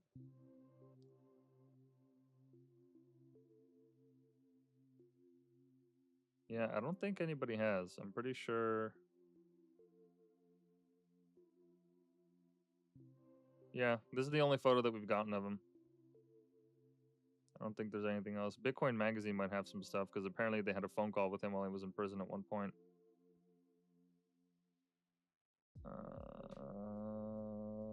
Nope. Yeah, that was in 2021. They had an interview with him by phone. Yeah, this is just gonna be Bitcoin stuff. By the time. Oh, this is just a video of talking about the case and whatnot. Good for him, man. Good for him. I'm very happy with this. Yeah, this is. Well, again, it's a win for everybody because the initial charges are bullshit. The prosecution was bullshit. The fucking, well, everything, all the judges' decisions were fucking bullshit.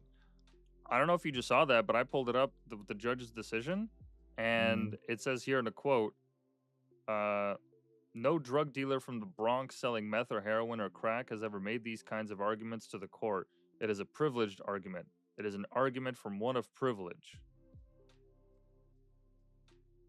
So now you hated him because he was white?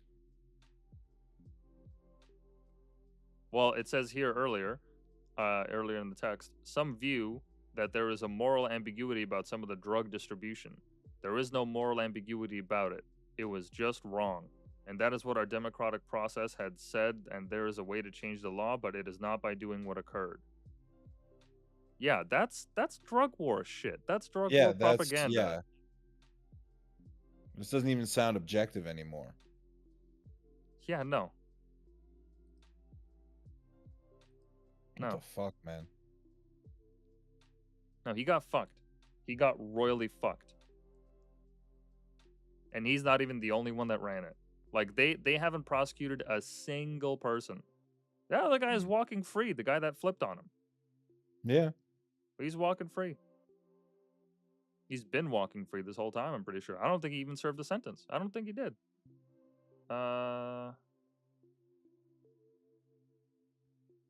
He cooperated with authorities. Oh, he was sentenced to time served, 2 days and 4 years of supervised release for his role in running the site. So 4 years of supervised release. That just means you have a parole officer. That means you got to check in and do all that. Okay. All right.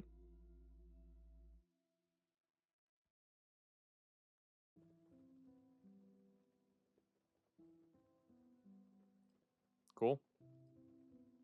Yeah, he got fucked. He got absolutely railroaded by the American justice system. Yep. But I'm glad that he's free. I'm really glad that he's free. Because ultimately, look, like this is one of the things that was highlighted in the documentary. The main problem of this implication is that the US government hacked into a foreign held server in order to get evidence on a case. And if they can do that just for a simple court case, because realistically, come on, this did not really have all those ramifications. Because like we said, there's plenty of other stores, plenty of other fronts that people could set up, especially with today's technology. You could fucking have AI do it for you, right? And run it for you. This did nothing to slow down the trade of drugs or the flow of drugs. It migrated elsewhere. The demand is always going to be high. Now it's just elsewhere. And so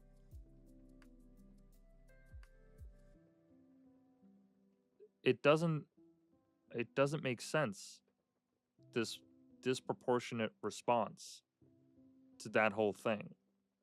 Like, just how bad they wanted to get him to the point where they hacked foreign servers. And if that's what the US government is guilty of, that's massive. We know that they're capable of that, of course. This case, blew that wide open. Well, as open as you can get. But the fact that this is what the defense was alleging, that if they had won the trial in some alternate universe, if this is what ended up coming out, that the US could do that, I mean, that's massive. That's huge. That's a news story all on its own. Forget the fucking Silk Road. That right there is a story. That the government hacked into a foreign server and extracted whatever data they wanted. And that's it. And nobody could do a thing about it. And if they could do that to them, what could they do to you if they really wanted to?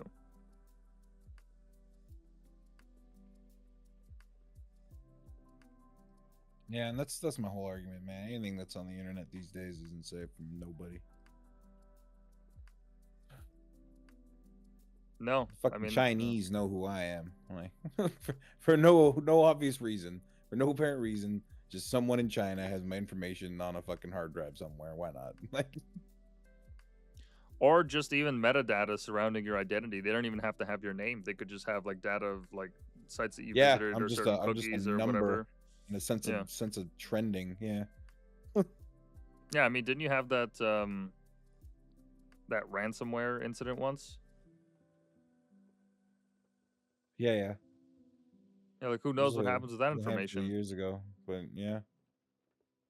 Who knows what happens with that?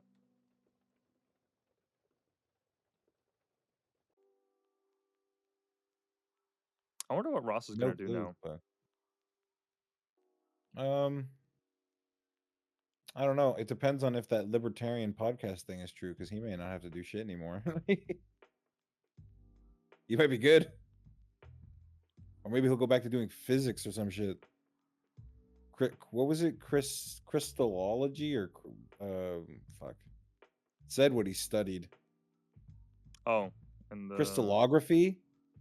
think it was crystallography. I looked into it a bit. Yeah, right there.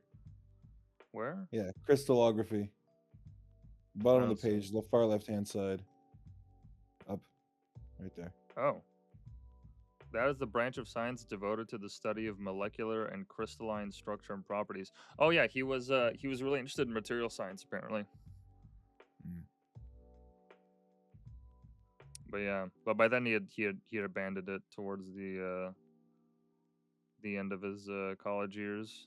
He started reading a bunch of political philosophy of Ludwig von Mises and Ron Paul.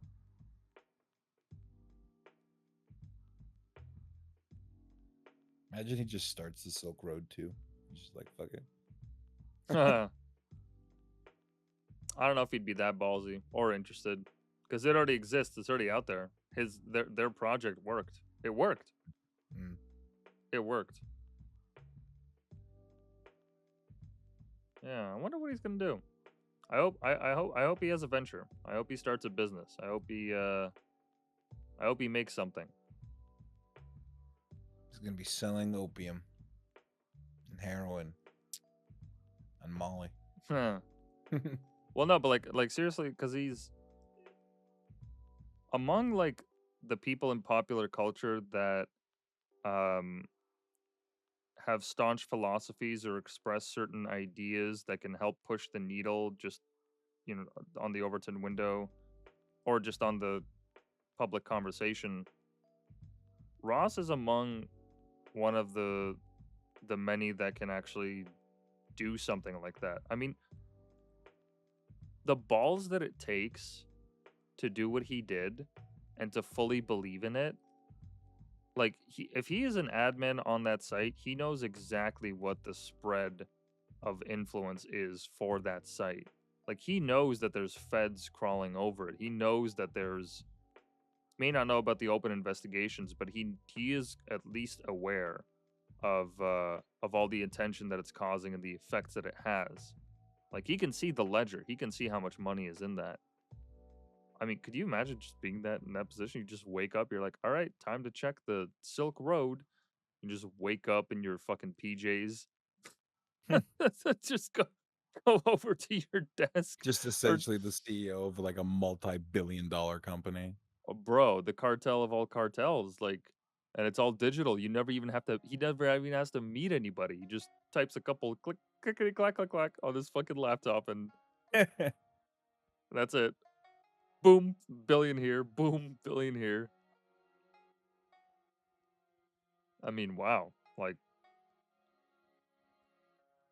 that's crazy. All before like the advent of like social media, before it got really hyped too. He was working on it before before the internet got fucking massive and all the normies logged on. Yeah. Yeah, because the internet over a decade ago is not what it is today. Oh fuck no, dude. I hate browsing the internet half the time these days, just because of all the cookie shit that pops up. Accept these cookies.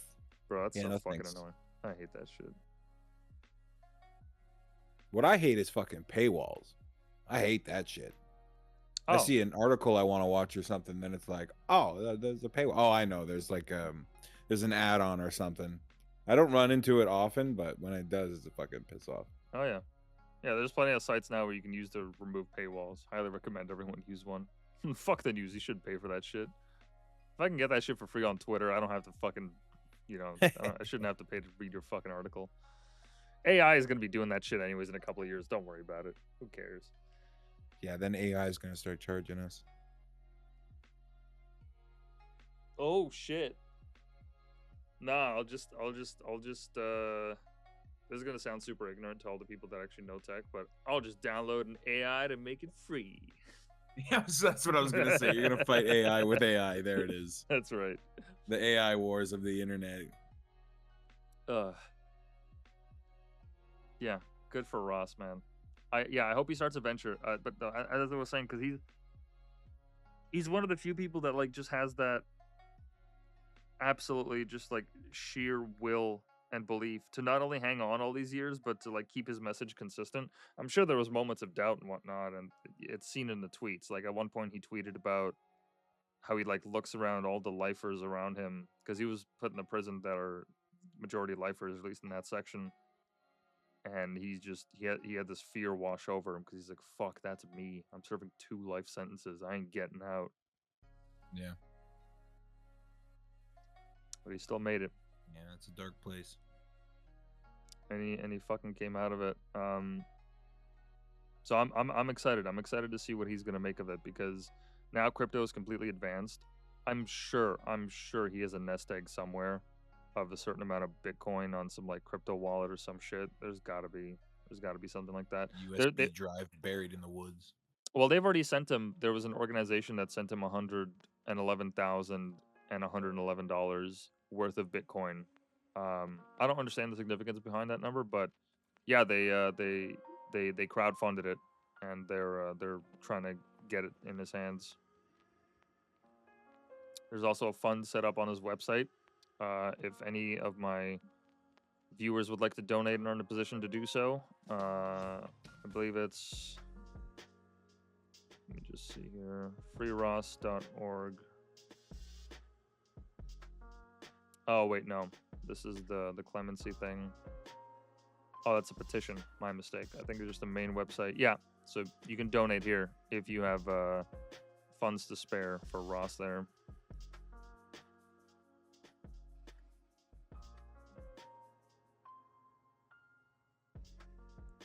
Incredible.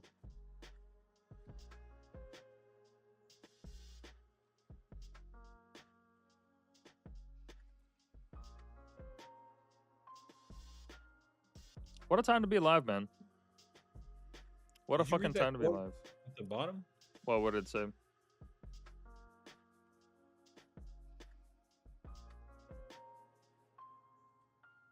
Okay. Oh, his letter to the president? We got a public statement of remorse. Well, I mean, at that point. Yeah, he wrote it in 2022. I wrote it to Biden. Also, he did. He admit to making the site.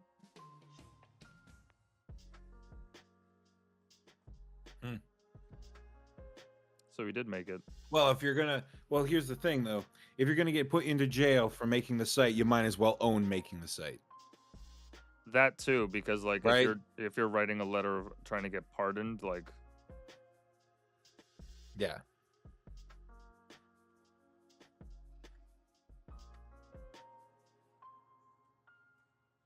Yeah. I hope on deaf ears on Biden. Well, it doesn't matter if Biden's ears are always deaf. Okay, he doesn't fucking hear shit. Okay, that guy. Oh my God, I was talking more about his history with the war on drugs, but that's fair. Like that's literally falling on deaf ears. Like that's like one of the few times you could literally use that. Yeah. It's not deaf ears; it's a dead man's ears. Yeah, right? He's bro, dead. like, He's been dead for years. He's been dead for years. Yeah. His ears have been deaf for years. Yeah.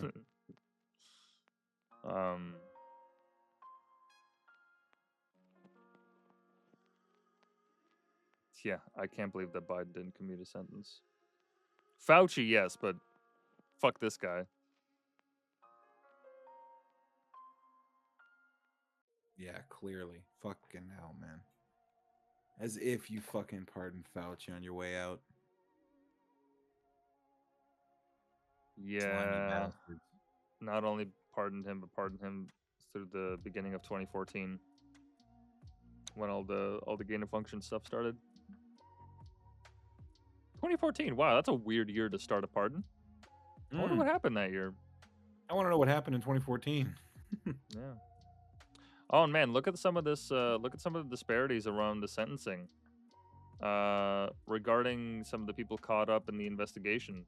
7 years, 17 months, 13 and a half years, 6 years, 6.5 years, 3 years, 3.5 years, 8 months.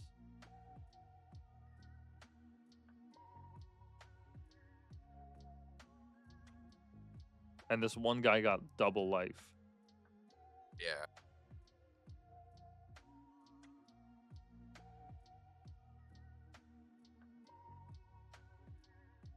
Over 150 former and current fellow prisoners have signed letters and written testimonials attesting to Ross's good influence in supporting his clemency. Bro. These are lifers.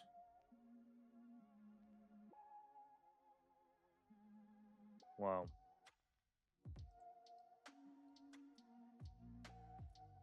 And he made a charity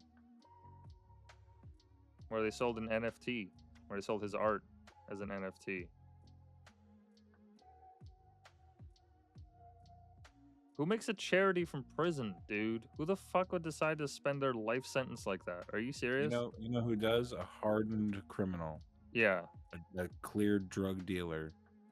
Somebody that should never see outside air. Lock him in a hole, throw the fucking key away, and then make him eat the key. In that order. See, now you're getting it. Okay, well, first of all, hold on. Let's take a look at his art. If his art is shit, then maybe he deserved it. Then never mind. Oh, that doesn't look That bad. looks like a Porter Robinson fucking album cover. A what album cover? Porter Robinson, he's a kind of like an EDM. He's listening.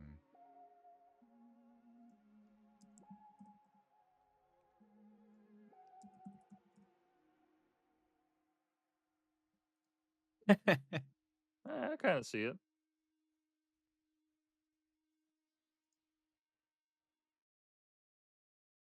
I kind of see it. Interesting. Okay, so that's a decent one. Okay. I'm liking this one. Get the deer in the foreground. Nice little sunrise. Nice brush strokes. Good use of color. I like that. Okay.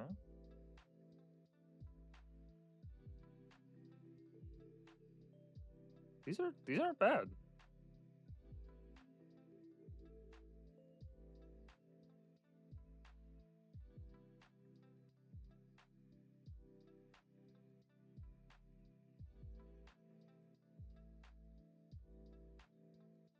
Maybe he'll become an artist. Maybe. Oh man.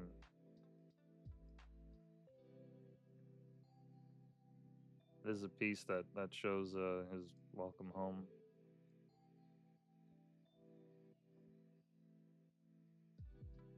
Fuck, man.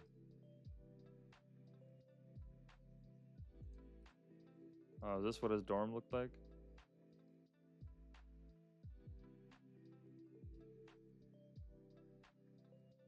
Maybe. Interesting.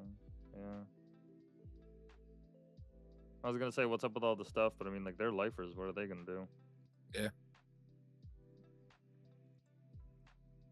The trial I saw. They're all wearing masks.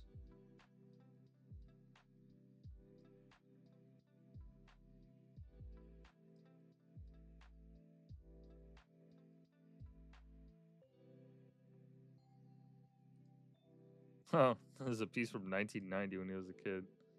I hope the war is over. That's funny. That's cute. Wow.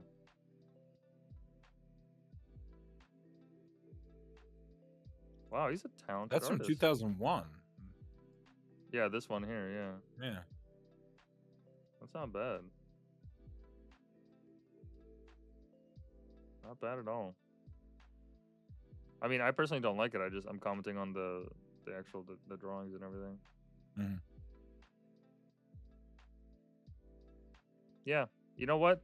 Whatever he does, I'm sure that he's just glad to be home. Bro, his mom must be just fucking going through it. She was openly advocating for him and going to all these conferences and speaking on his behalf and meeting with all these politicians and whatnot this entire time. This Mhm. whole time. and now they're reunited. That's awesome, man. Good for him.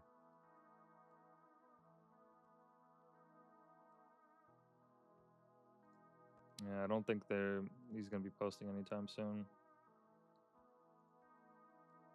Yeah, I remember I subscribed to him, or at least like shot him a follow, maybe like a year ago or so, and it just blew my mind that he was just like still like tweeting all this stuff. Like if I just scroll back a little.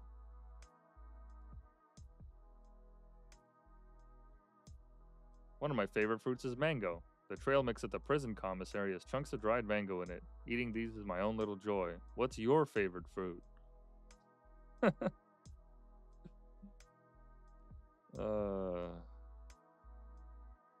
7 stamps for brand new haircut. Not a bad deal. What a fucking trooper.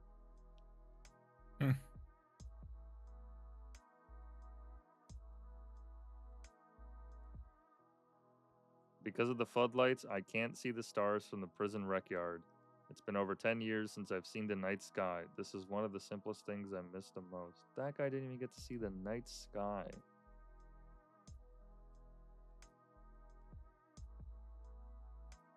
Wow. Yeah, they shouldn't have been in there in the first fucking place. No. Oh, he shouldn't have been. A couple of years, okay, fine. Like, that's understandable, but like 2 life sentences and a $185 million fine?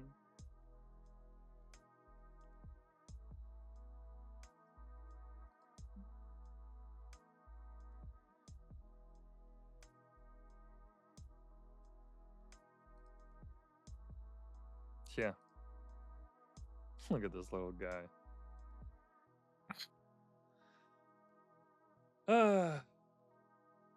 Wow. Crazy fucking story. What a crazy fucking story. Assange was freed too. In this past year. Insane.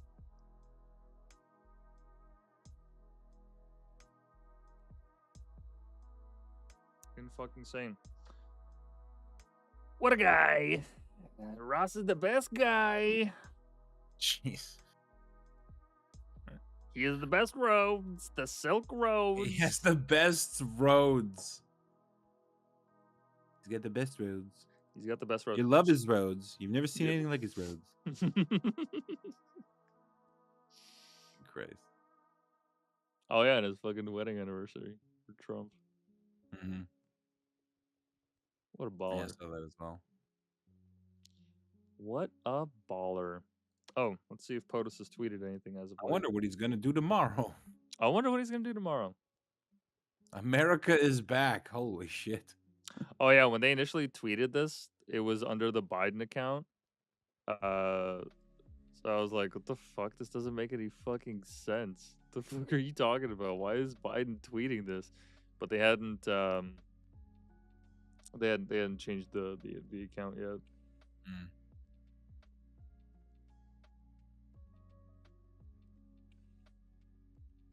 Legend.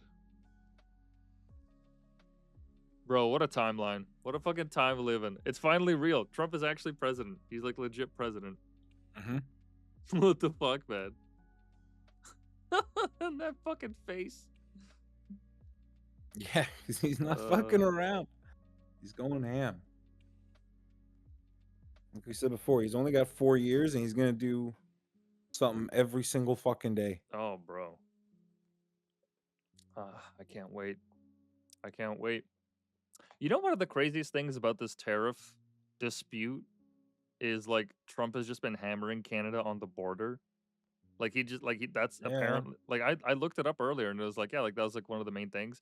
Somebody else also wrote that like it could be used as leverage to renegotiate some of the trading deals, and I'm like, okay, well that's I mean, he's just asking to negotiate, right? Like he's not saying like we're gonna walk it in with troops. He's just saying we want to renegotiate. It's like, oh, okay, fine, and what's wrong with that? Why is our government putting up such a fight? Why are they railroading Alberta? Like, have you heard about this? How like the prime minister and like some of the premiers have been saying like, oh well, we'll just we'll shut off oil exports. And Alberta's like, the fuck we are. You guys can Yeah. speak for yourselves. So now this is like little civil war that's broken out where Danielle Smith is like, you guys don't just get to use this like a pawn. Go fuck yourself. Like, why would if we're gonna say this, why don't we say Quebec can't import aluminum or export aluminum anymore? Or what about Ontario can't export auto parts? Like, why are you guys going for oil? Because it's gonna hurt the most, and it's gonna, it's gonna get the most pressure on Trump because the people are gonna be affected. But who the fuck said you guys could just do that? What the fuck? Why do we want to fight this? She's the only one that's gone down and actually talked to like some of these senators and people. And she's getting chastised for it.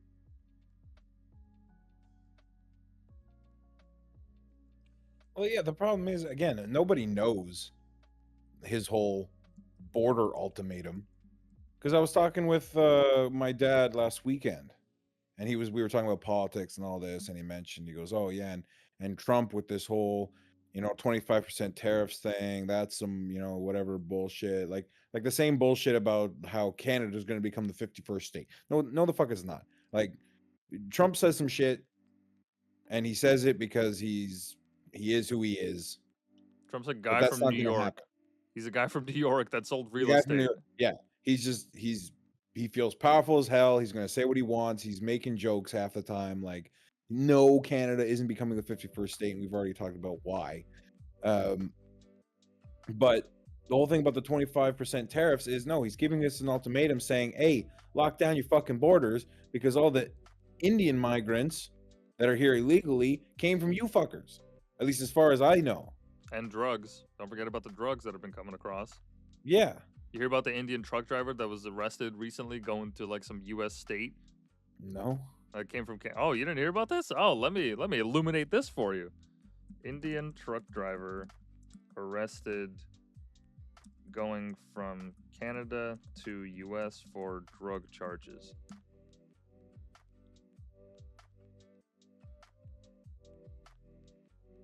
Wow, look at that. Canadian truck driver nabbed with 16.5 million of cocaine at border. Jesus. This is back in November.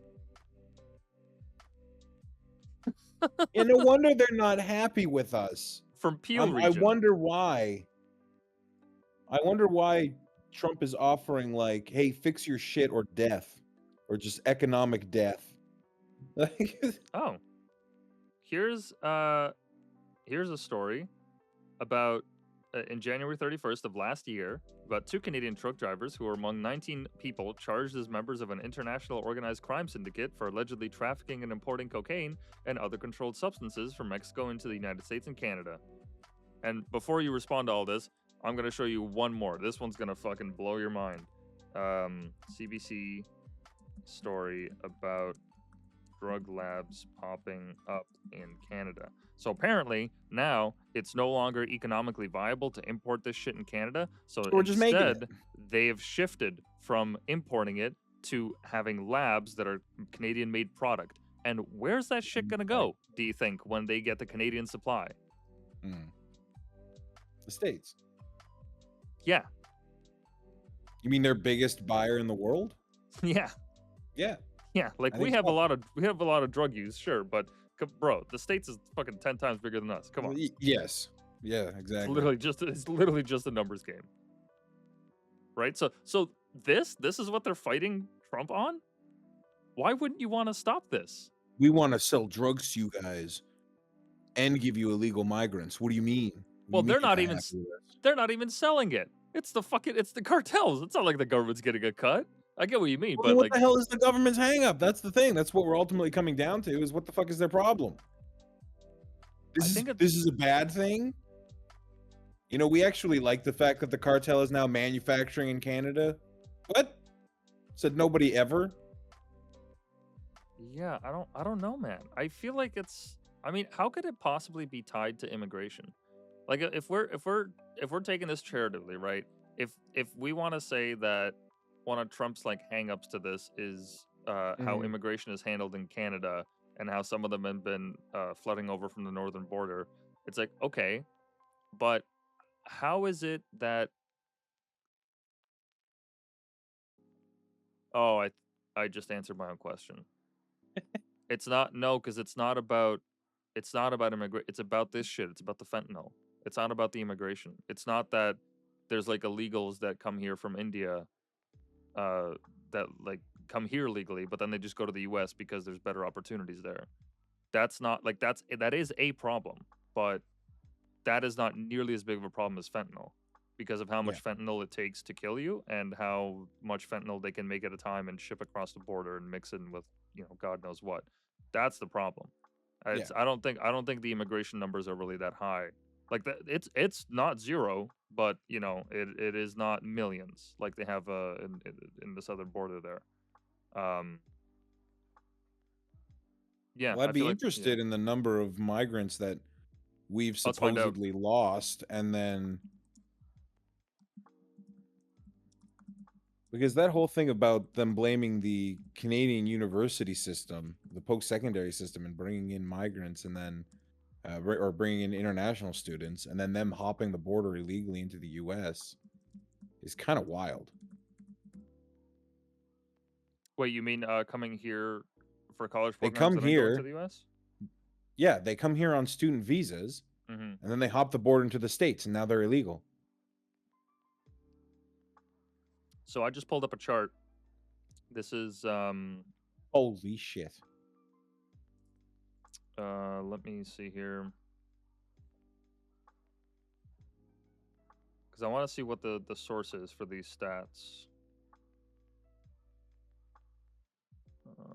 That's weird. It doesn't quote any, but if we just look at this article, let's say, although Canada's U.S. border has one unlawful crossing for every 10 at the Mexico-U.S. border, our crossings have nearly doubled in the last 2 years. Okay, that's a fucking problem. And boom, immediately it mentions the 25% tariffs. Yeah. That's fair. That's fair. That's more than fair. In my opinion. I'm not saying that like, oh, I'm gonna be happy to pay more for all my shit. But I can understand why Trump would do something like this, why he would push for a policy like this, and I can understand why all of it is happening. I get that. This could also be a power play in kind of stirring up Canadian politics. Because if these tariffs go through, that's going to make this economy hell on earth. How long do you think it takes before we call a vote? Oh, bro, how long till we get fucking like people out into the streets if this shit keeps up? Yeah, that's what I'm saying. Like, how long before we actually stir shit up and go, Trudeau, you need to get the fuck out? I mean, okay, because like Trump really has like played us, well, not us. We're not, as if we're fucking in charge of the border. Has played the politicians really well, because like out of all the times that he could have picked to do something like this, now when the Liberals are in the middle of choosing a new leader and they don't know what the fuck is going on, Chrystia Freeland is now coming out saying that she doesn't want the carbon tax. It's like, where was that all those years you were backing Trudeau and saying that it was the greatest thing since sliced bread? Like, where was that energy? That's very strange that you're doing that now. And now apparently Stephen Guilbeault has, the environmental minister, is now backing Mark Carney's run for leadership. And they said that they made an agreement saying that that they would rework the carbon tax. But Stephen Guilbeault has been quoted as saying that if the carbon tax is removed from government, that he would immediately resign. It's like, what is this weird game? Really backwards, shady shit going on, eh? Yeah, what is this weird game you guys are fucking playing? Like, they're all pretending as if they haven't done everything they've done to Canada. It's like, where the fuck have you been? Watching your Disney Plus? Like, bro. Bro, touch grass. Get out there into the real world, because you're fucking shit up. Like, okay, but this now you're going back on it. This immigrant illegal crossing thing, though, is that's insane. It's gone from 2021. It went from 3,600 to 55,000. Bro. Yeah. As soon as I saw that graph, I was like, holy shit.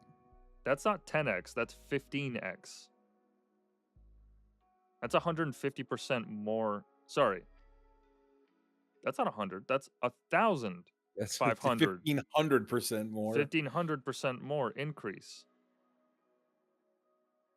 What the fuck, man?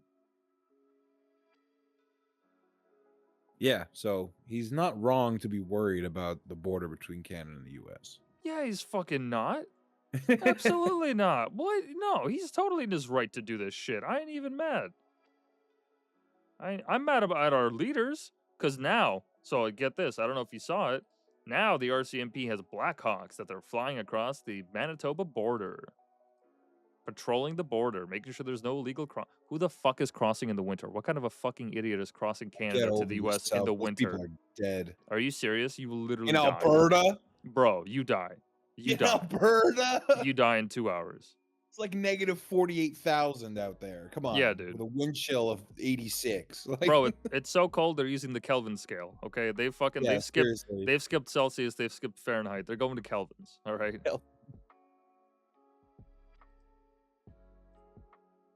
And look, I understand why they're doing it. I'm not shitting on the RCMP. They act on orders. So like they're not doing this of their own volition. They were told to do this. It's the fucking politicians at fault. Like, why is it that it's gotten to the point where you have all these illegal crossings? Like, how is this not a bigger issue? Like, what the fuck? 1,500% increase in this shit. How? I don't understand it.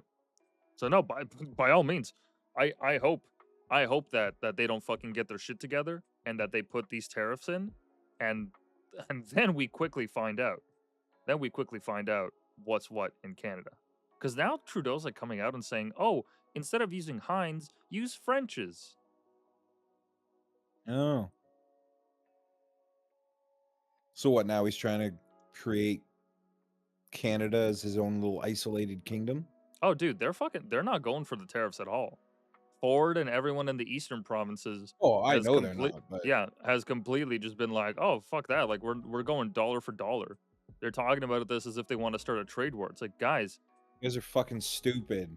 You want to fight against the United States? Are you, as Trump gets reelected? After you just blew the budget by 20 billion? Like, where are you getting this money from to fight the trade war? Dude, Kingston, the city Kingston, has just had an emergency declaration of food scarcity.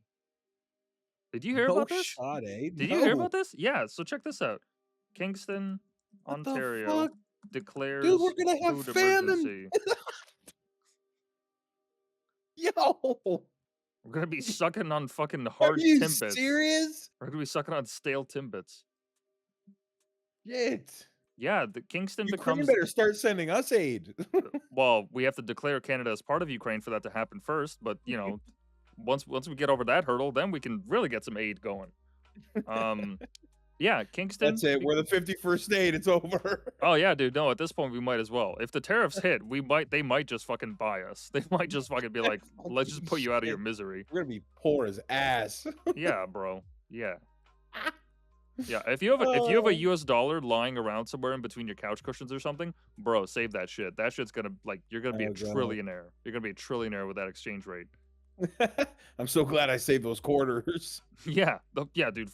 Every Canadian listening to this, find those quarters. You got them somewhere. Some of them are American, and sometimes we get lucky with them. Dude, that shit might be worth $1 real soon. All right, Yeah, it's gonna be worth $1.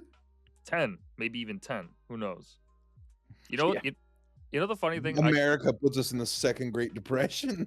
I know. There's a joke to be made here. How like Canadian money has devalued past where it's worth less than Canadian Tire money. I'm just not smart enough to think of one, but I know there's a joke in there somewhere. Oh, and for those who don't know, what I'm talking about is Canadian Tire, the store that sells a lot of like tech and whatnot around the home. Well, I mean, this money hasn't existed for a long time. Are we that old? I still have some of these bills. Come on. Yeah, they don't take them anymore, unfortunately. I don't give a shit. Yeah. Canadian they're like, Tire, look, yeah. they're like 50 cents. It's a 50-cent bill. I never understood the Canadian Tire money. I never understood it either, but I certainly wish I had some just for the memory keep. But yeah, so they give you this money as like change, and you could exchange it for like in-store purchases and whatnot. And the whole point was to just keep collecting them. Yeah, they didn't give you real change back. They gave you that. Oh, where's the head office of Canadian Tire? Whoa! That's so close to where I used to live. Oh, I can't believe I never saw that. well, to be That's honest, it's cool. kind of subtle. It is, yeah, it is very subtle. They don't like have a giant thing in Canadian Tire, just a little logo. That's awesome. I didn't know that. That's pretty cool.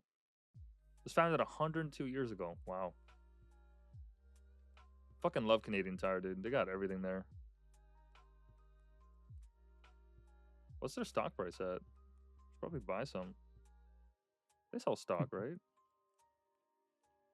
It looks that way. It looks like the market's up. 230. Holy shit. Market's down. Wait, over 5 years. Whoa, it fucking peaked in 2022 for some reason. Yeah, pandemic. Oh, people are just buying shit to It was build. one of the only things that was open, and people were trying to find hobbies. True. But closed down home hardware for whatever fucking reason. Interesting. Well, the stock price has always been like hovering. Well, at least as far as 2006 goes. I'm sure there's more. Interesting. It's kind of dipped in a little while, but it's not too bad. Oh, got distracted. All right. Yeah, so Kingston becomes latest Ontario Canadian city. Tire made money off the COVID pandemic.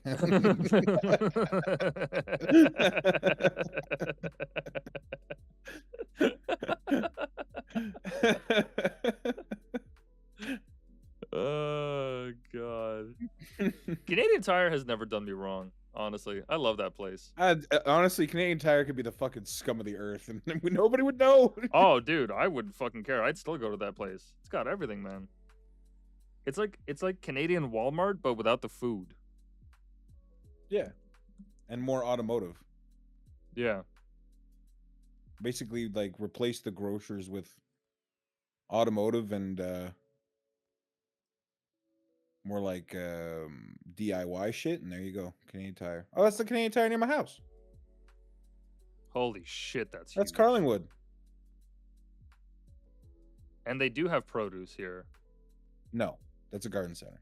Oh. Well, technically yes, but Yeah. Damn. yeah, that's that used to be the Sears a long ass Holy time shit, ago, and then it was an Sears. empty building for years and years and years. I love me some Canadian Tire, man. And that place is huge. It's fucking They got massive. an entire toy section in there. I've never seen a Canadian Tire with like a crazy toy section. Oh yeah, I Nah, think me they're neither. affiliated with Party Mart too. Mm.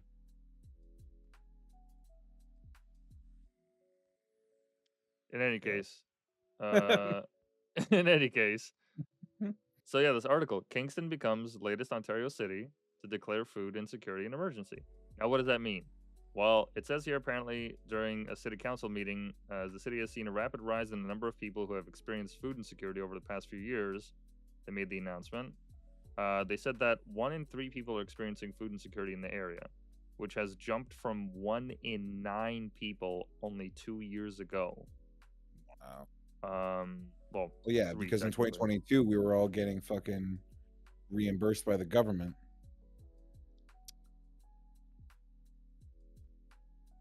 Yeah, let me see what else. Holy shit. I guess this is a church or some organization. It provided 18,000 meals in 2019 and 46,000 in 2024.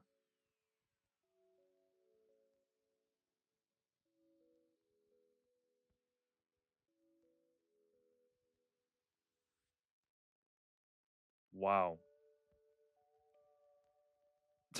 Fucking 21st century, 2025. We live in fucking Canada, neighbors to one of the most powerful economic giants of the world, and we have food insecurity in a fucking major city. Not, it's not okay. Kingston's not major, but Kingston's like it's nothing big to fucking. enough. It's nothing to fucking scoff at. Situated, around Toronto, Niagara Falls area. Yeah. Yeah, it's a city, man. It's there. It's a city. It has its own airport. It has Queens. It has one of the top universities in all of Canada. Like this is not nothing. This is a developed city. This isn't some fucking, humdrum fucking bumfuck town in the middle of nowhere, like Carlton Place. Excuse me. But but yeah, like how is that? I don't like how's that possible? Like how badly do you have to fuck up a nation for that to happen? Well, it takes time. About 10 years worth. Yeah, roughly a decade. Yeah, roughly a decade or so. Yeah. So now they filed this motion and they're calling for government help. Yeah. Did you hear that there's a rise in scurvy? I heard about that. Apparently, there's a rise in scurvy in this country. I find that very hard to believe. Because I don't vitamin know. C is $5 for a bottle, and you get 120 capsules or Yeah, but nobody chewables gets in them. supplements like your stupid ass. Bro, vitamin C. Okay. Significant outbreak in Saskatchewan. Saskatchewan, 27 cases of scurvy over a 6-month period. In British Columbia, nearly 700 people reported to have vitamin C deficiency over the past decade. Okay, well that's a decade. Oh, but decade. 156 cases in 2021 to 2022 alone. In Hamilton, there were 52 patients low enough to cause scurvy between 2009 and 2017. Okay, so it does happen. That's massive. Yeah. But okay. I'm sure it happens, but I thought it was a bigger rise than that. Brother, the fact that we even have to fucking fact check that and sit here and make sure. Scurvy? Yeah. Like I think that's I think that speaks about the problem more than anything else. Yeah, the story could be fake, and we'd still have to look it up just to make sure. Yeah, that's it's criminal. It's criminal what they've done to this country, and those people deserve to spend very long sentences in jail or pay large fines or never have a single moment of peace as soon as they leave government, which I hope they never do. I hope that everywhere Chrystia Freeland goes, she is reminded of everything she has done to this country. I hope that everywhere Justin Trudeau goes, he's reminded of everything he's done to this country. I hope all of his cabinet members, even all the people that have left, are always reminded of what they've done. I hope that they can't have comfortable meals out in public because they're surrounded by the people whose lives they destroyed. I feel like that's fair punishment. I feel like that's more than fair. You want to eat at a restaurant, you got to rent out the whole thing. You got the money for it. Because we certainly don't. You sure as shit had the taxpayers' money, didn't you? Yeah, we certainly don't have that money. I mean, I would assume you guys do.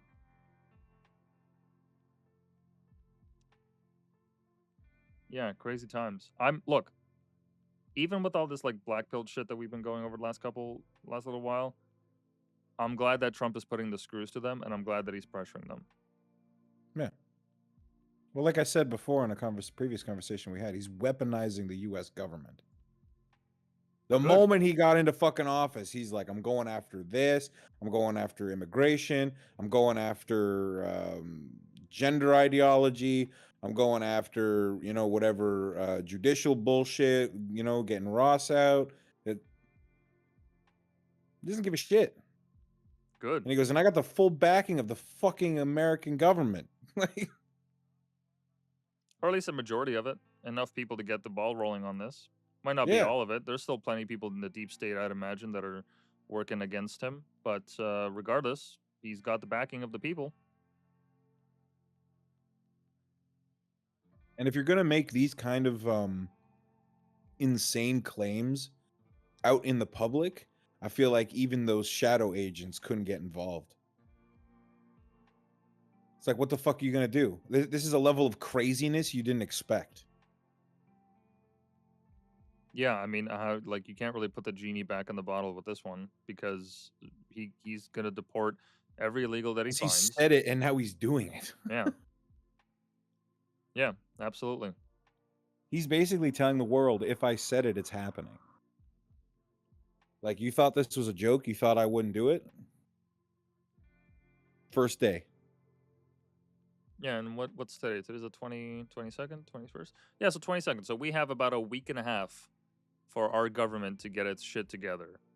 and comply with what Trump is doing. I bet, if I could make a prediction right now, I bet by this time next week, either they've doubled down and they've made Alberta an actual pawn and somehow forced Danielle Smith to do it. Because right now they're just trying to pressure through the public.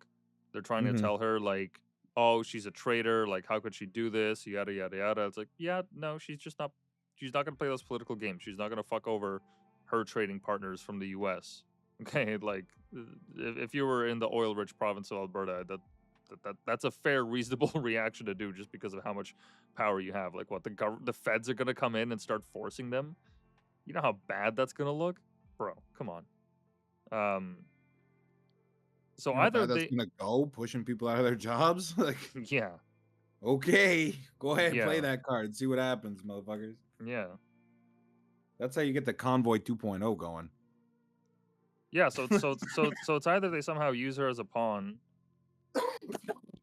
or they just fundamentally, I don't know, like turn, or like, how do they even turn it around? How do you even, after all this grandstanding and saying you're going to go dollar for dollar, how could you ever back down?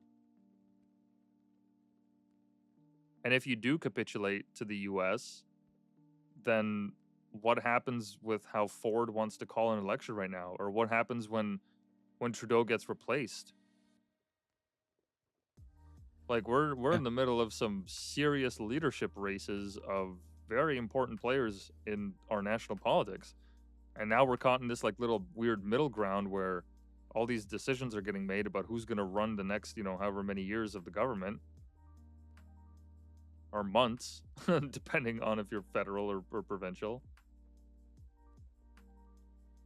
How's that going to look come election time? That you tucked your tail in and did a 180. Dude, they might just end up like pressing this forward. They might just like keep pressuring and pressuring and pressuring and seeing who's going to break They first. might. They might, but they're playing with the wrong man. He doesn't Oh, need a 100%. poker face. He's holding all the cards. Yeah. He's Yeah. not playing games. I called it an ultimatum earlier for a reason, because that's exactly what it is. Do what I say, or I'm gonna fuck you.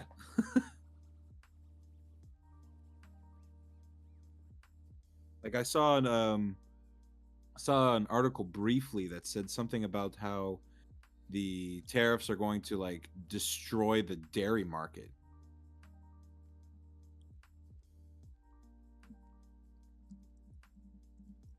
I believe it. Like, apparently dairy farmers are livid. So go ahead, continue to piss off farmers. Oh no, but also piss off all the oil sand workers and like everything. Well, now I'm actually genuinely curious, like what Canadian imports, like what is it that Canada imports from the US is going to be affected.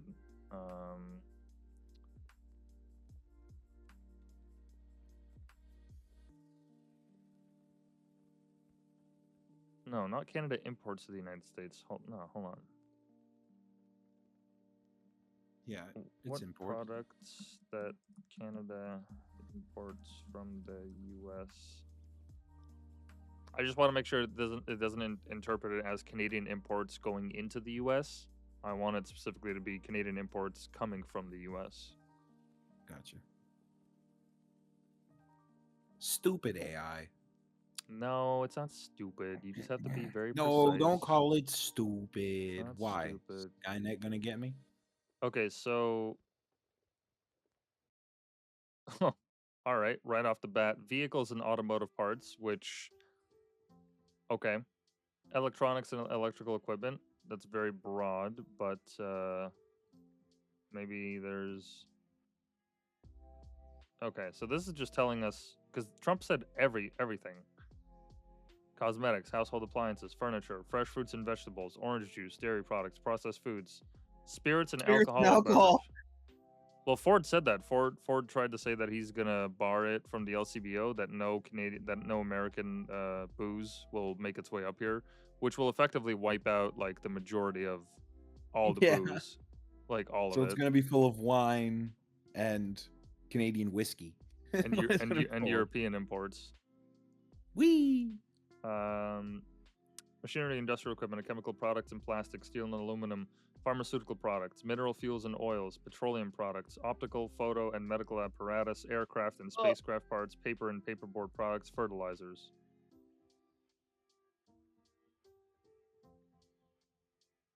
The other issue is Yeah, I got a problem with petroleum products, fertilizers, and food. Like, well, here's the other problem that it mentions here is that there's some products that like you can like just directly import, but then there's some things that are just like materials that you need to make stuff. So while some stores are going to be able to pivot and be like, okay, well, I guess we can't have this in stock anymore, and we're going to have to take this off the shelf and all that. If the product that they have is like, let's say it's like 70% Canadian, but they need something that comes from the US, the 30% of whatever the fuck that product is, the price is going to go up. So regardless, even if we woke up tomorrow and everything American was replaced with everything Canadian, whatever materials we need to make our Canadian stuff, that's going to increase the prices.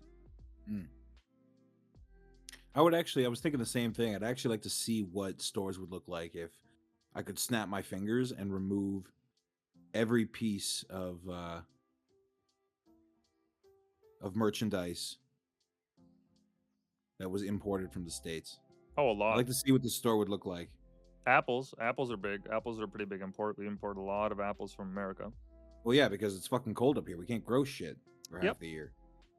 Yep. So literally, unless like we stocked on our harvest and have kept a lot of it, on our harvest.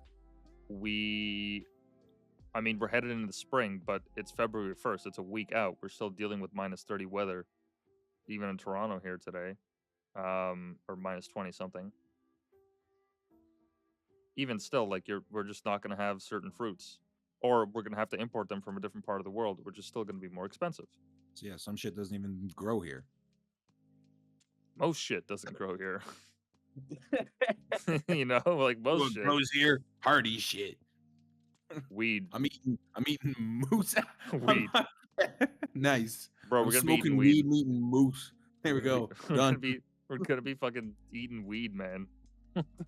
Drinking beer. Ugh.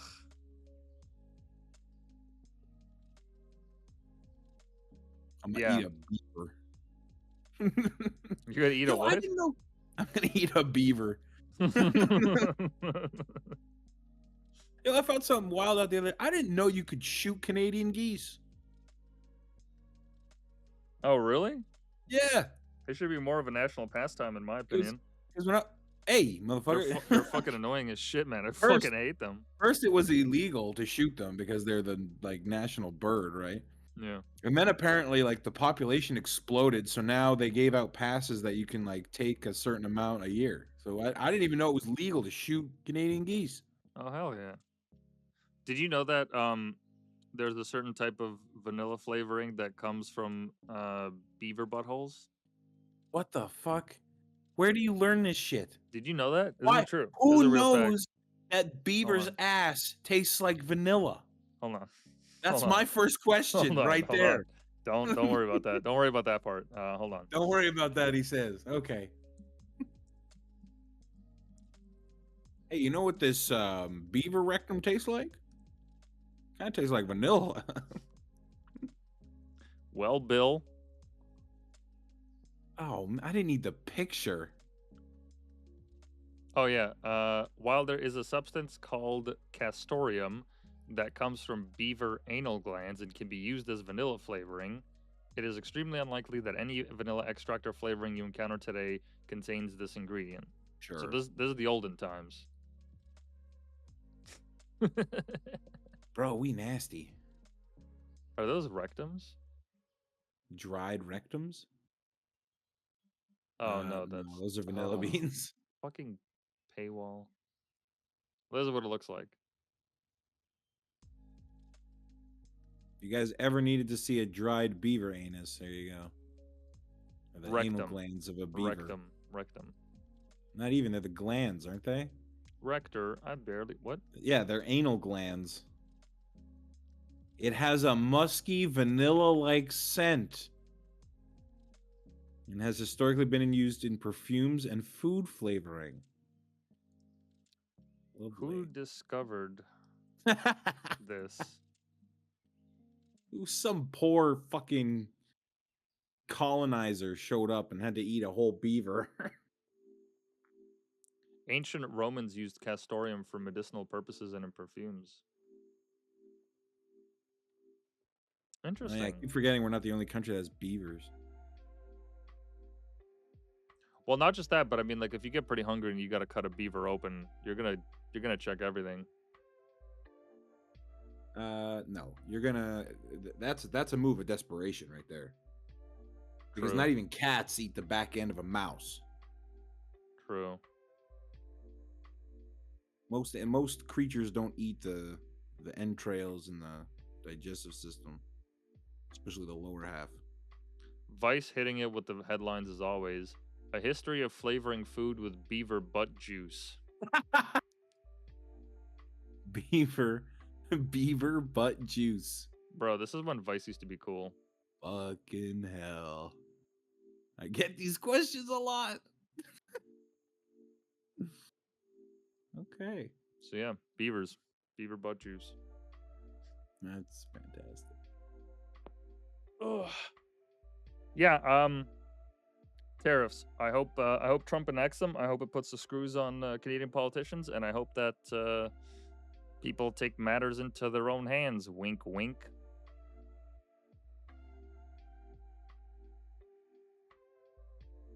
Whatever that means. Are you talking to me? Because what? Revolution? No. Stance revolution? No, we're not. No, we did that in the overthrow the government. No, we tried that in the 20th century. No, we're not doing that. It's fucking gay. Revolutions are fucking gay. No fun. No, it's like because it's gonna be next one will work. I swear. It's like it's like fucking Hunger Games because then like at the end, spoiler alert. Spoiler alert on a revolution. When fucking. No, I'm spoiling on Hunger Games. No, when fucking Katniss goes up on the podium and she's set to kill Snow, she fucking aims the arrow at the lady that was in charge of District 13 or whatever the fuck that was stepping in to be the president instead of Snow because she had authorized for all those fucking bombs to drop on those kids so they could make it look good on TV. No, dude, revolutions are like that all the time. There's always some fucking fuckery. Fuck that shit. No. Kick these people out. Give them put permanent dunce caps on their heads so they can never take them off. They have to wear them everywhere they go. Give them the iron mask. Fuck it. Make them wear the scarlet letter. Holy shit, could you imagine if we got medieval like that? The iron mask? That'd be a good one. Oh no, hiding Trudeau's pretty face. Bro, that's a fucking punishment. I mean... Yeah, it is. Because if you can't take it off, like, isn't your skin just going to degrade over time? And just sweat? It's not pleasant. Yeah, I mean, like, it's all... I don't think it would be enough for you to, like... I think it would be counterproductive for you to, like, make it so that they get, like trench foot or something. You know, where like the skin can't breathe and begins to fucking break down. Next thing you know, they get like gangrene. Yeah, I don't want you to die. I want you to wear the mask the rest of your damn life. Yeah. Hold on. Iron mask torture device. What do they even look like? It's just a cage. Jesus Christ. Oh my god. Sorry for that guy. Scold. Shame. Jesus Christ. Look at the one that looks like a pig. That's wild. That's heavy too.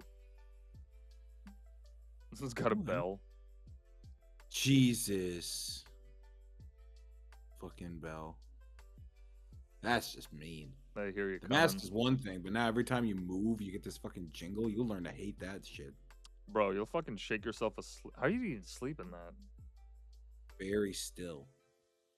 That's a real one, right? That's not like a. Whoa, that is real. That Israel. What? What? What You can't say that. This is German. is it? Yeah, go up. That's Yeah. funny. Whoa. You have a 3D rendering? Yeah, you don't? Yeah, just in case I want a 3D print one. What the? I mean, at least they left this whole back area you can scratch yourself. That's pretty open gaps, so you can see your face. This is probably like, I mean, look. You could probably figure out a way to fucking take off that bell just on a little hook. Like, look at that, just a little hook. You probably fucking. Yeah, but take if you took it off, you'd probably be stoned to death. So. No, like you just you take off the bell when you're at home, and then when you're out and about, you just put it back on. Yeah, that's what I would do. What kind of crime do you have to commit to wear one of these? I don't know. Records of use of scolds brides are far and few in between, possibly because it was an illegal form of punishment in England, being considered a form of torture. Jesus Christ. This example has the bell to create a noise, drawing attention to what was happening. Most included gags, sometimes with a spike that would be inserted into the mouth to restrain the tongue. Oh my god. No talking. What the fuck? Such devices have been written into history as a misogynistic penalty reserved for gossiping or nagging women. But there's evidence they were used on men too. Yeah. I mean, I'm not saying we Disturb the should. peace with their voice. I'm not saying we should bring it back. But I know a couple gals that would benefit from one of these. Couple of mouth breathers. Mouth breathers. Yeah, that's fucked up. Wow. Would you rather have this or the penny pincher? The what? The penny pincher. Oh, good. I don't know if I want to see this one. Pretty sure it went around your finger.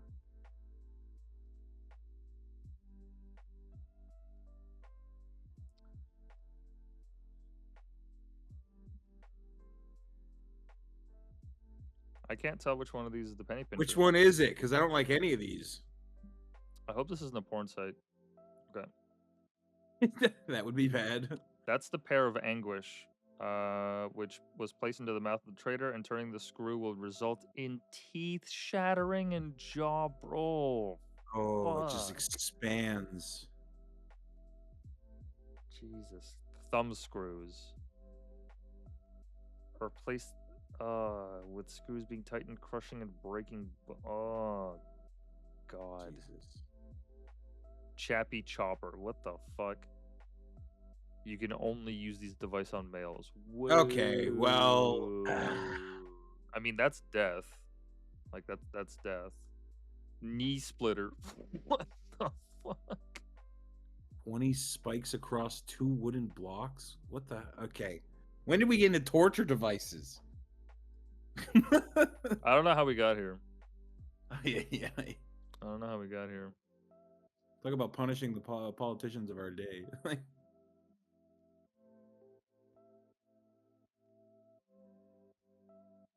I don't even know. Yeah, what we the should fuck do that this to is. Trudeau, right? Fuck I is don't even know this? what's happening.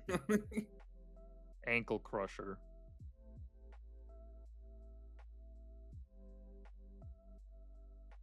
Wow.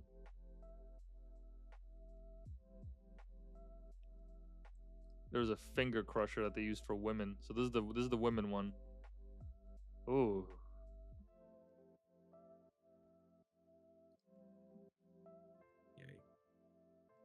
Damn.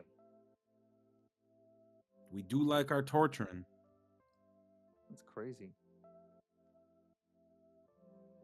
All right. Anyways, enough of torture talk. Jesus. Wait, come on. Let's just scroll up. Where the fuck? Welcome what to is this? Torture Talk Tuesday. Right, we got from beaver anuses. I Bro, don't even know how we got to the Iron Mask. I don't even know. You mentioned the beaver anuses. I don't, bro. Don't put that evil on me. You know too much about beaver anal glands. I'm gonna say it. That's fair. The correct information to have is none, and I that failed is that. correct. I failed now that. know too much about beaver anal glands. Thank you. And I hope you guys do too. And if you really want to hear more about Go to beaveranalglands.com. no, you go to bio.link/whitepill Yeah, for all your beaver for anal all gland your needs. for all your vanilla extract needs. That's right. That's right. Well, it's we're at the 3-hour mark, so I figure we should cut out sooner than later. Anything else to say on Ross, Trump, all the stuff moving forward? No, I just can't wait to see what Trump does tomorrow. That's my whole thing. He's like I say, he's gonna be doing something every day. This man isn't gonna rest for 4 years. No, he's not. He's got a hell of a mandate for him, and just seeing what is possible from this administration, it gives me hope because it shows everyone an example of like, look, this can happen. The tide can turn. Like all the federal DEI workers have been fired, and they've been told that to vacate the fucking premises. Like, that's huge. That's fucking huge. Getting that shit out of the fucking government. Getting all these illegals rounded up, especially violent ones that are causing, like, all these things will have an immediate effect on the landscape of America. And if Trump is successful, even for a period of time, in enabling change like this fast and this effectively, that's going to be a lesson for everyone else. And up here in Canada, we're going to look at that and be like, hey, how come we can't have that? Like, you're telling me we can't make that happen here? And if we can't, then let's make it so that we can. Because, like, we can't be waiting around while fucking Kingston, of all the cities, is having a food scarcity problem. Where the illegal amount of crossings that have went from Canada to the US has risen by 1,500% over 3 years. Yeah. Fentanyl and cocaine and all these hard drugs streaming across the border. Being made in Canada. One of the things I'm really proud of in Canada is the illegal drugs that we make and send to the US are made here. Made with Canadian, like, that's like some source of, like, national pride now. Like, what the fuck? Insane. Now with beaver gland extract. Beaver gland. My fentanyl tastes like vanilla. It's got that zing. I don't know what to tell you. Must be Canadian. Must be. Oh, dude, that guy's got the Canadian cocaine. Dude, we better start marketing this now.